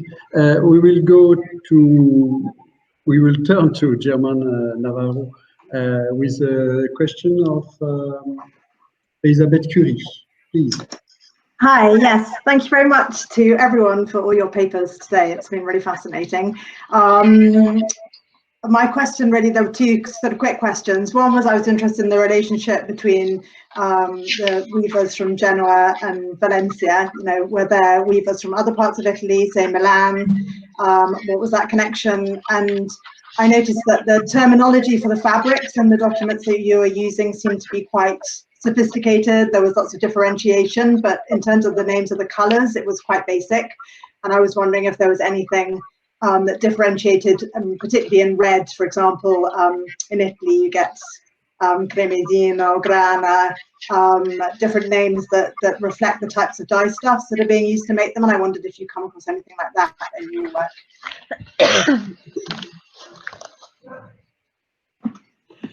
Thank you for your two questions, I understand. First of all, the phenomena of the Genoese migration to Valencia, not only to Valencia, before to Barcelona, and in general, half Genoa was in Spain and at the end of the 15th century, approximately. We have studied this migration as a little part of a more important phenomena that some authors like Luca Mola has identified in his book about the silk industry of Venice. In this book, he has a good chapter about the great process of artisans' migrations from Italy to France and to Spain and to Germany during the 15th and 16th centuries. It's very important because in this case we try to underline demography as the first part of our study. The demography, the study of migration, technological transfer, and after that the impact of the production in the local context where these people from Genoa or from Italy in general could be introduced. His looms,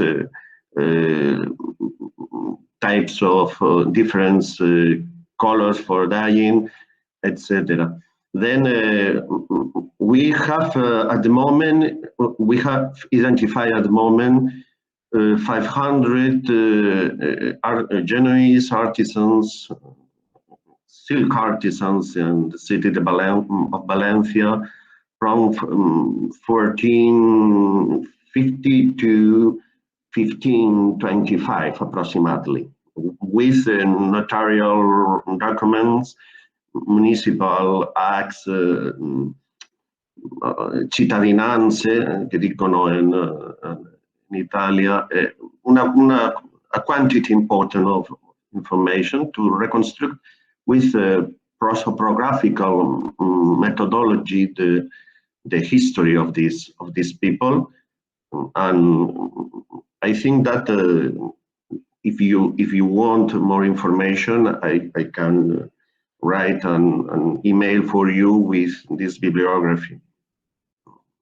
And on the other hand, the second question is the name of the colors.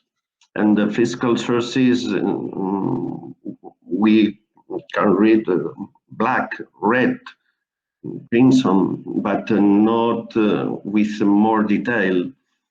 It's normal the expression dark red or dark purple, but the information is more limited for understand all what kind of material is here. For example, the color black habitual is produced with sumac, gall, and in Valencia is forbidden pomegranate, for example, but in other parts of Spain at the same period, pomegranate is allowed without problems. It's difficult to go more over than the expression of the documentation. It's a problem of heuristic problem for identify the vocabulary of this era, but we have not another possibility. No, that's not the 18th century. Thank you for your questions. Thank you. That was great. If I can have a naive question for Germán. Does the spread of black silk see luxury, I mean high luxury, turning to other colors? The question is for me, sorry? For you, yes. Thank you. Sorry. This question of the black color is written years ago by Joan Huizinga, Fernand Braudel, or another authors. It's not a new thing in the historiographic bilan. But in this case, the black means to austerity in the era of the Inquisition in Spain.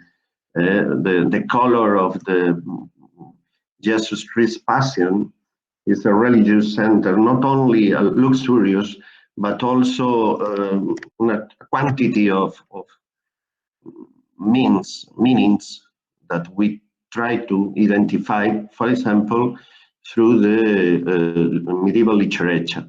If you read a book written by about civic indumentary, civic fashion in Catalan medieval literature, you can see from a lot of different books of the Catalan medieval literature, information about the use of black, not only as luxury, but also with a religious symbol.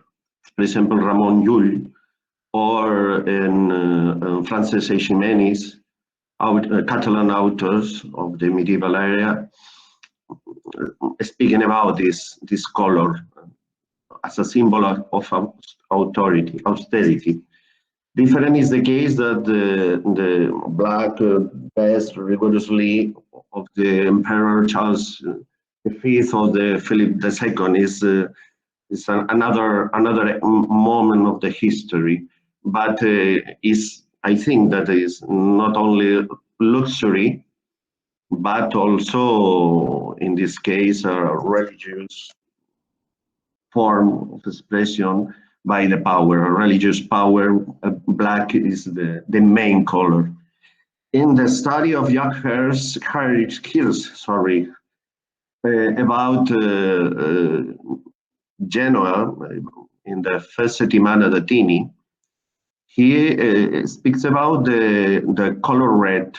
The color red in the 14th century as the most important or the most luxury color.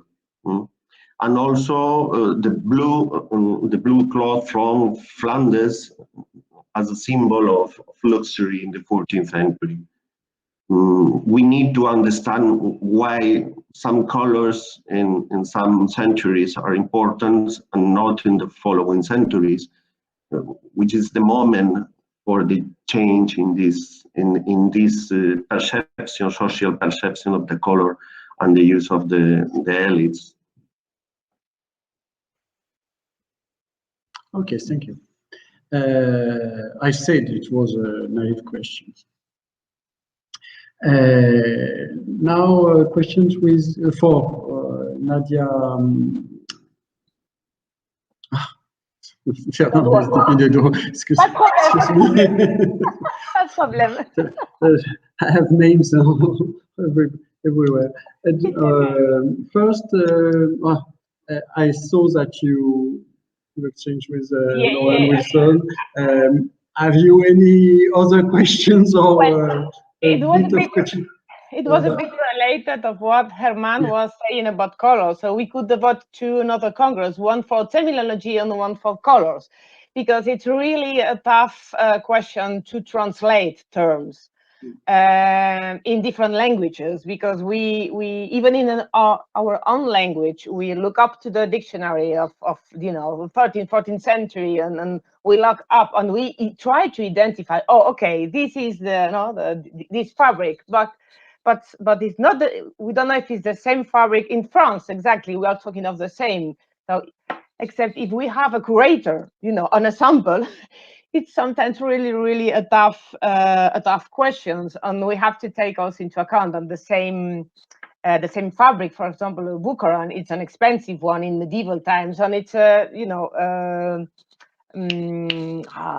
cheap, after the Middle Ages. So it's always a nightmare to translate. In Spanish, and Germán always could correct me, a toile would be a tela, I mean, a cloth. On linen, it's linen. I mean, it's the fabric made in linen. Lino, it's the fabric made made in. So the difference, in your language are more or less clear, but when you try to translate, that's a huge problems. And we don't know if we are talking about the same sometimes. You are completely correct. And the second question was... I don't know if you finished with the question of Lauren Wilson, or is there any bit of question? Laura, the microphone. Your microphone. I just want to add something to what Nadia said, which is there's not only the translation problem, but even in individual languages, distinguishing between hempen linen and flaxen linen is all but impossible. So you have to add that in as well. Yes. Yeah. I agree. And it was the question from Peter. From Peter Stabel. Yes, perhaps I can explain a little bit. I've done some research on both merchant material and probate inventories, and it strikes me always that places of origin for pieces of cloth are very detailed in merchant administration, and they immediately are out of sight when they're turned into dress. When a piece of Mechelen cloth or Brussels cloth, the very finest cloth in Flanders, is turned into a piece of dress, it loses its identity as Mechelen and Brussels. And so I'm wondering for years now how this is, because it adds prestige.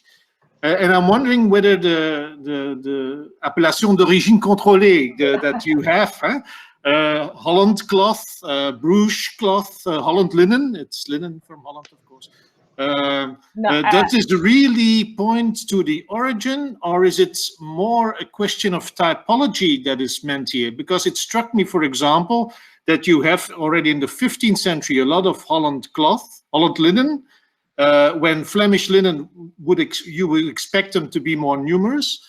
And in the 15th century also, you have Bruges woolen cloth, when Bruges doesn't produce any cloth anymore, or very few of them. It only finishes cloth made elsewhere. So I was wondering what these origin, places of origin, the appellation contrôlée, really means.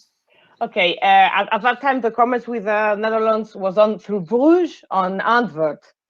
So, yeah, okay. So when a fabric was called Holland, that doesn't mean it's from Holland. It means that it came from the Holland regions of France, for example. I mean, if the fabric it's put Bruges, doesn't mean it's from the city of Bruges. It's from the region of Bruges, That doesn't mean it's the city. I mean, the fabric it's made in the city of Bruges, but in the region of Bruges. I mean, it's the only in the documents. The only notations are Holland, Bruges, Rouen. Normally proceeding from the region of Rouen, but it's known as Rouen.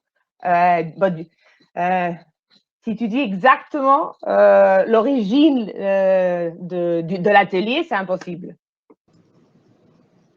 So it's a general common notation, but that means from the region of. I don't know if this convinced you, Peter. No, perhaps is Bruges style is made like in origin only in Bruges, but after a first period, this kind of cloth was realized in other countries, but the original kind was made in Bruges. I think so, but I am not sure. Yes, sometimes we can distinguish by price is the only way. Yes, so, yes. So the price is the only way to really, identify if it's from made like or made really on the place. The problem is the same in other ways. Marianne Kowalewski, please. Hi. Hi, Philippe. Yes, Maria Giuseppe. Hello, everyone. It's nice to see your faces. Luis, Peter. Hi. My question is about linen. First of all, I'm so happy to see some attention being paid to this really essential textile, and there's so much more that can be said about it. And people have outlined some of the general trends, the increasing use of linen underwear and things like that. My question, I have two questions actually for you. One is, I was interested in your table 11, which is a list of the excise duties, and you can see roughly where the linen I'm most interested in is Breton linen. That Breton linen is pretty much middle of the pack to lower quality based on this. But then when you look at the inventories that you have for people lower down the social ladder who would have been the main customers for this type of linen, not the aristocracy, it almost never appears. Now, you only have a few inventories, so it may be that that's the difficulty. So my question is, do you have any more of these lists of customs or excise duties assessed that you can track an individual commodity, a type of linen like Breton linen? I'm just surprised because if you look at England in this time, Breton linen is absolutely flowing into the country, massive amounts of it. It's generally called cress cloth.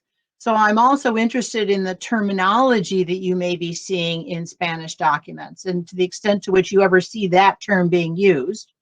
And I'm just curious if you could say a little bit about this middling to lower level quality linen, what it may have been used for, and if you expanded your set of inventories for people lower down the social ladder, might you see more use of this, particularly in the 15th century?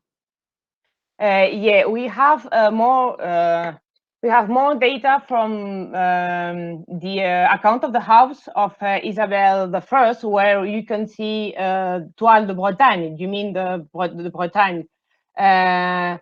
But they are not only used from the upside ladder, but in the middle, I would say middle class. The problem is to trace, downstairs effectively how that spread or how they were used, these Toile de Bretagne.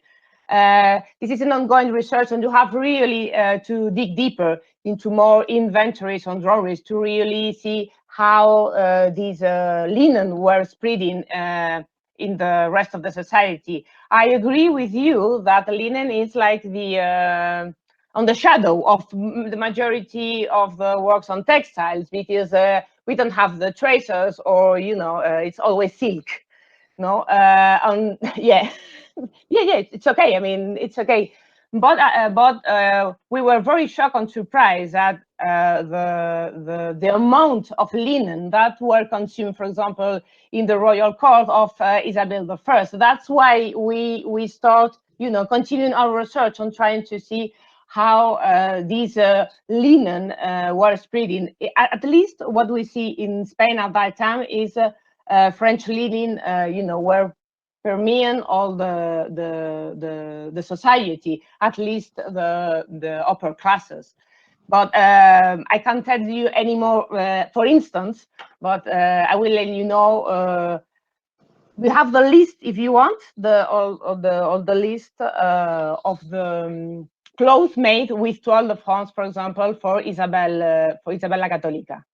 So basically they were from home, domestic use, and sometimes for domestic use and donation. So you have good evidence that royalty, the aristocracy, was regularly using Breton linen? Yes. Okay, thank you. Thank you, Marianne. Thank you. So we will listen to the question of class number for Julien Villain, please. Thank you so much. Thank you for a very interesting paper, and I'm interested in the administration system around this development of the Colbert system according to woolen. It's known that fine woolen, for example, is moving towards higher quality within the same technique. It's a stronger warp, as we discussed. It's a turn to one loom weaving of quite broader width of the cloth and so on, but especially in the fulling and dyeing and sharing processes. And I wonder, in relation to the French system that you have sketched out so thorough and interesting in your paper, did the Colbert system originating in the 17th century transform according to innovations from the Board of Commerce, the Board of Trade, the central level, toward the stamp offices in the different districts with probably different patterns of consumption, and finally also in relation to the factory owners and merchants in the local and regional areas? I also wonder if there was any significant change in the very outspoken instructive system in the legislation in the institutions around this. It's a very big question, of course, so you can delimit yourself, but I just would like to learn some more. Thank you. So thank you for your question, for your comments. Very big questions, of course. Julien, vous pouvez nous apparaître si c'est possible? Unfortunately not, because I do not have any camera, so it is not possible from this from this computer. I'm sorry. You can have a look at my face on my university page, but I'm absolutely sorry. Probably tomorrow. So, very big question, class, of course. A global, very thorough description of the Colbert system, the Colbert system, had been sketched by Philippe Minard in French book that was not translated, unfortunately, into other languages, La fortune du colbertisme, the fortune of colbertism, which sketches the modalities of intervention of the state in order to promote innovation in clothes production, and also competitiveness for French productions on European markets, because the main goal for Colbert was to strengthen the competitivity of French productions, which were confronted to production from Netherlands, for instance, for England too, and in some respects from competition from Italy too. And it was an attempt to strengthen, yes, the quality of production by setting very strict rules of production. But this system was very innovative, and it is my point here. I mean that this system accepted innovation, and there was a dialogue between the producers locally and the administrators in order to implement innovation and to develop new rules. Contrary to what I imagined before sketching this his research, the monarchy accepted innovation, promoted innovation, and there was a constant discussion between merchants and producers on the one hand, and the monarchy officials in order to implement new rules and new products. So this system was highly regulated, but also highly open to novelty. It is perhaps a rosy way to present the things, because from the middle of the 18th century, obviously there was a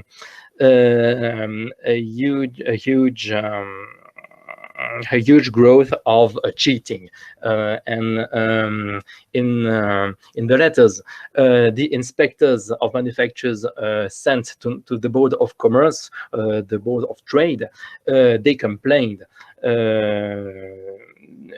of the amount of cheating and so on. But nevertheless, the innovative patterns and the how to say that, the monarchy's impulse to innovation was there. I don't know if I can answer your very good questions. Thank you very much, Julian. A good clarification. Thanks. Okay, thank you. So last but not least, John Stiles, your question? Thank you. Where's your brand new microphone? Yes, I've gone over to Google completely, which I think has solved the problem. Google clearly doesn't like Firefox, but there we are. Julian, very great paper. I really enjoyed that. But I have a question which leads on from what Klaus said. And my thought about what Klaus said and your reply is that, yes, this system can incorporate innovation, but maybe because innovation has to be registered, it generates, a kind of a flood of names, that every innovation has to have a name.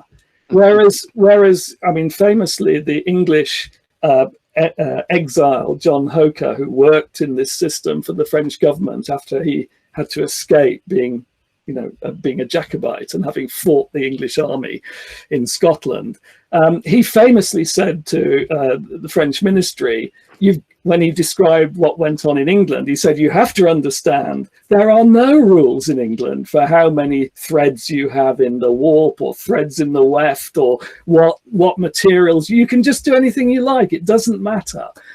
So clearly the French were concerned about that. And I just wonder whether having to register the new involves a kind of proliferation of nomenclature. And that takes me to my substantive question, which is really how many of these new names that appear in the list are really new products?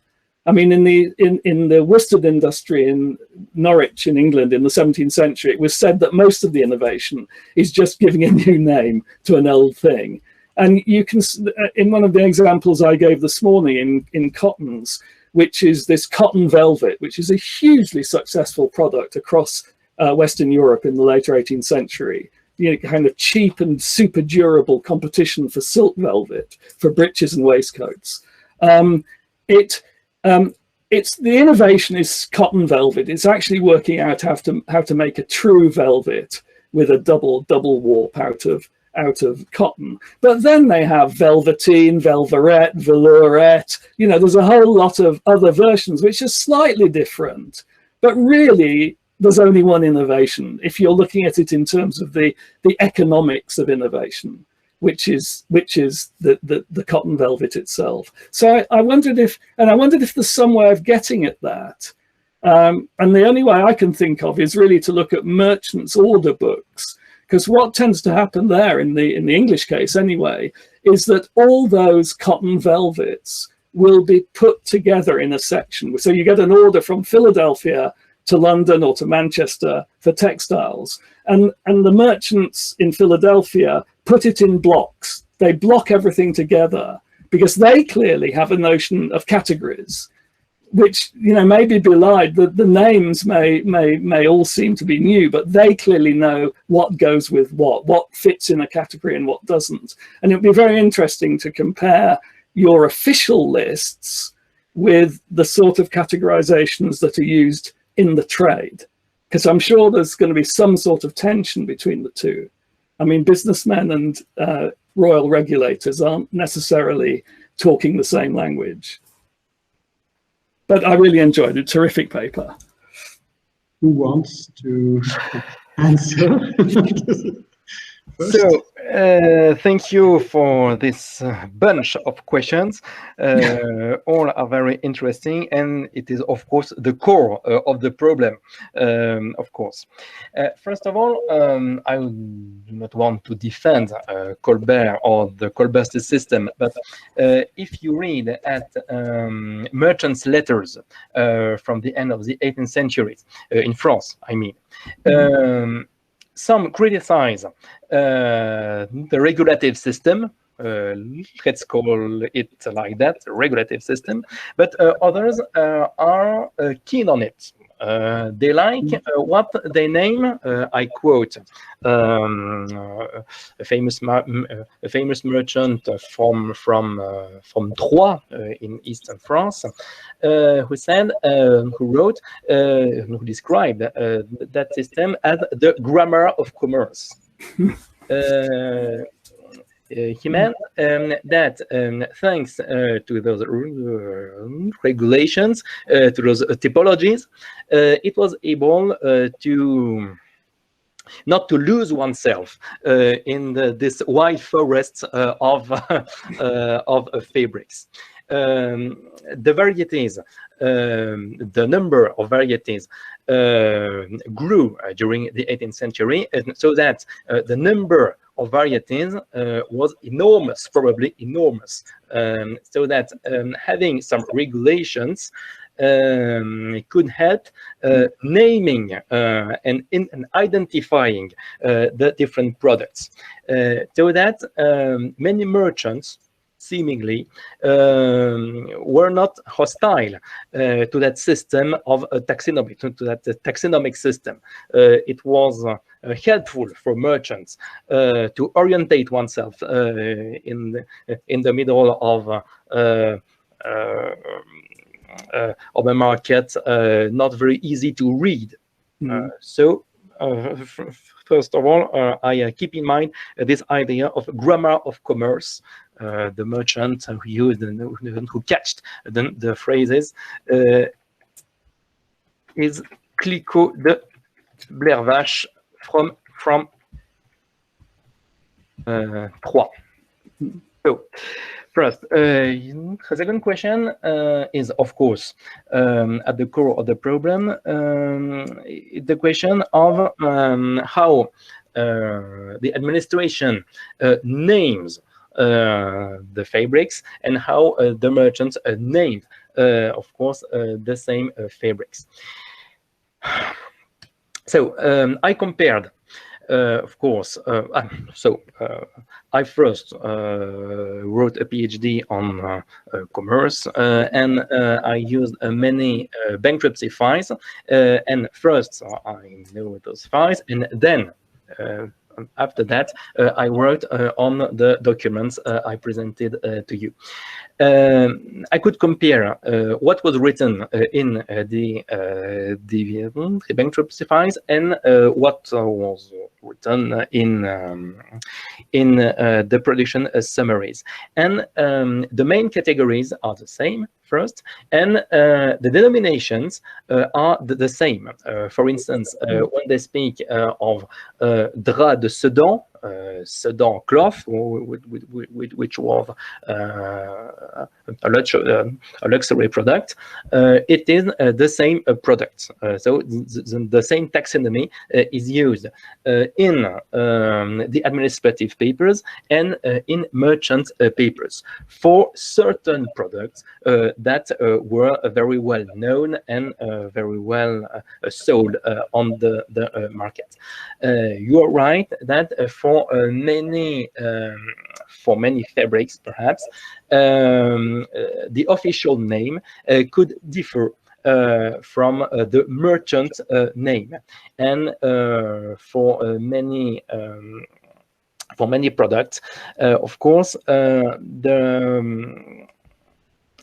they use specific names in official papers, but in commercial papers, they only use generic terms to refer to those to those fabrics. So, of course, it's important to compare all the documents dealing with the same problem, and mainly here the question of textile denomination. And your third question was about substantive innovation or nominal innovation. It's also a big issue, of course. Using the documents I presented to you, those production summaries, helped to avoid the nominal problem. In fact, those documents describe the fabrics. They describe the material used. They describe the breadth. They describe the length. They describe the number of threads used to make it, and so on. So those documents are rather precise. If you want to analyze the innovation. When you rely only upon bankruptcy file, for instance, the nominal problem, of course, is important because a same product can have a different name throughout the century. But using using production summaries helps to avoid this problem. On top of that, those summaries were attached some samples so that it is possible, but it's a very, very long shot to compare the fabric at the beginning and at the end. But fortunately, I'm not a specialist in those very material questions. But it is possible to compare the product itself. But it is a very, very long shot. Thank you for your questions. Great, thank you for your answer. Very, very full answer. Thank you. Is there any person who wants to answer this question, wide question? No? So we finished. And I don't know if the staff has something to say for tomorrow. From no, nothing to say.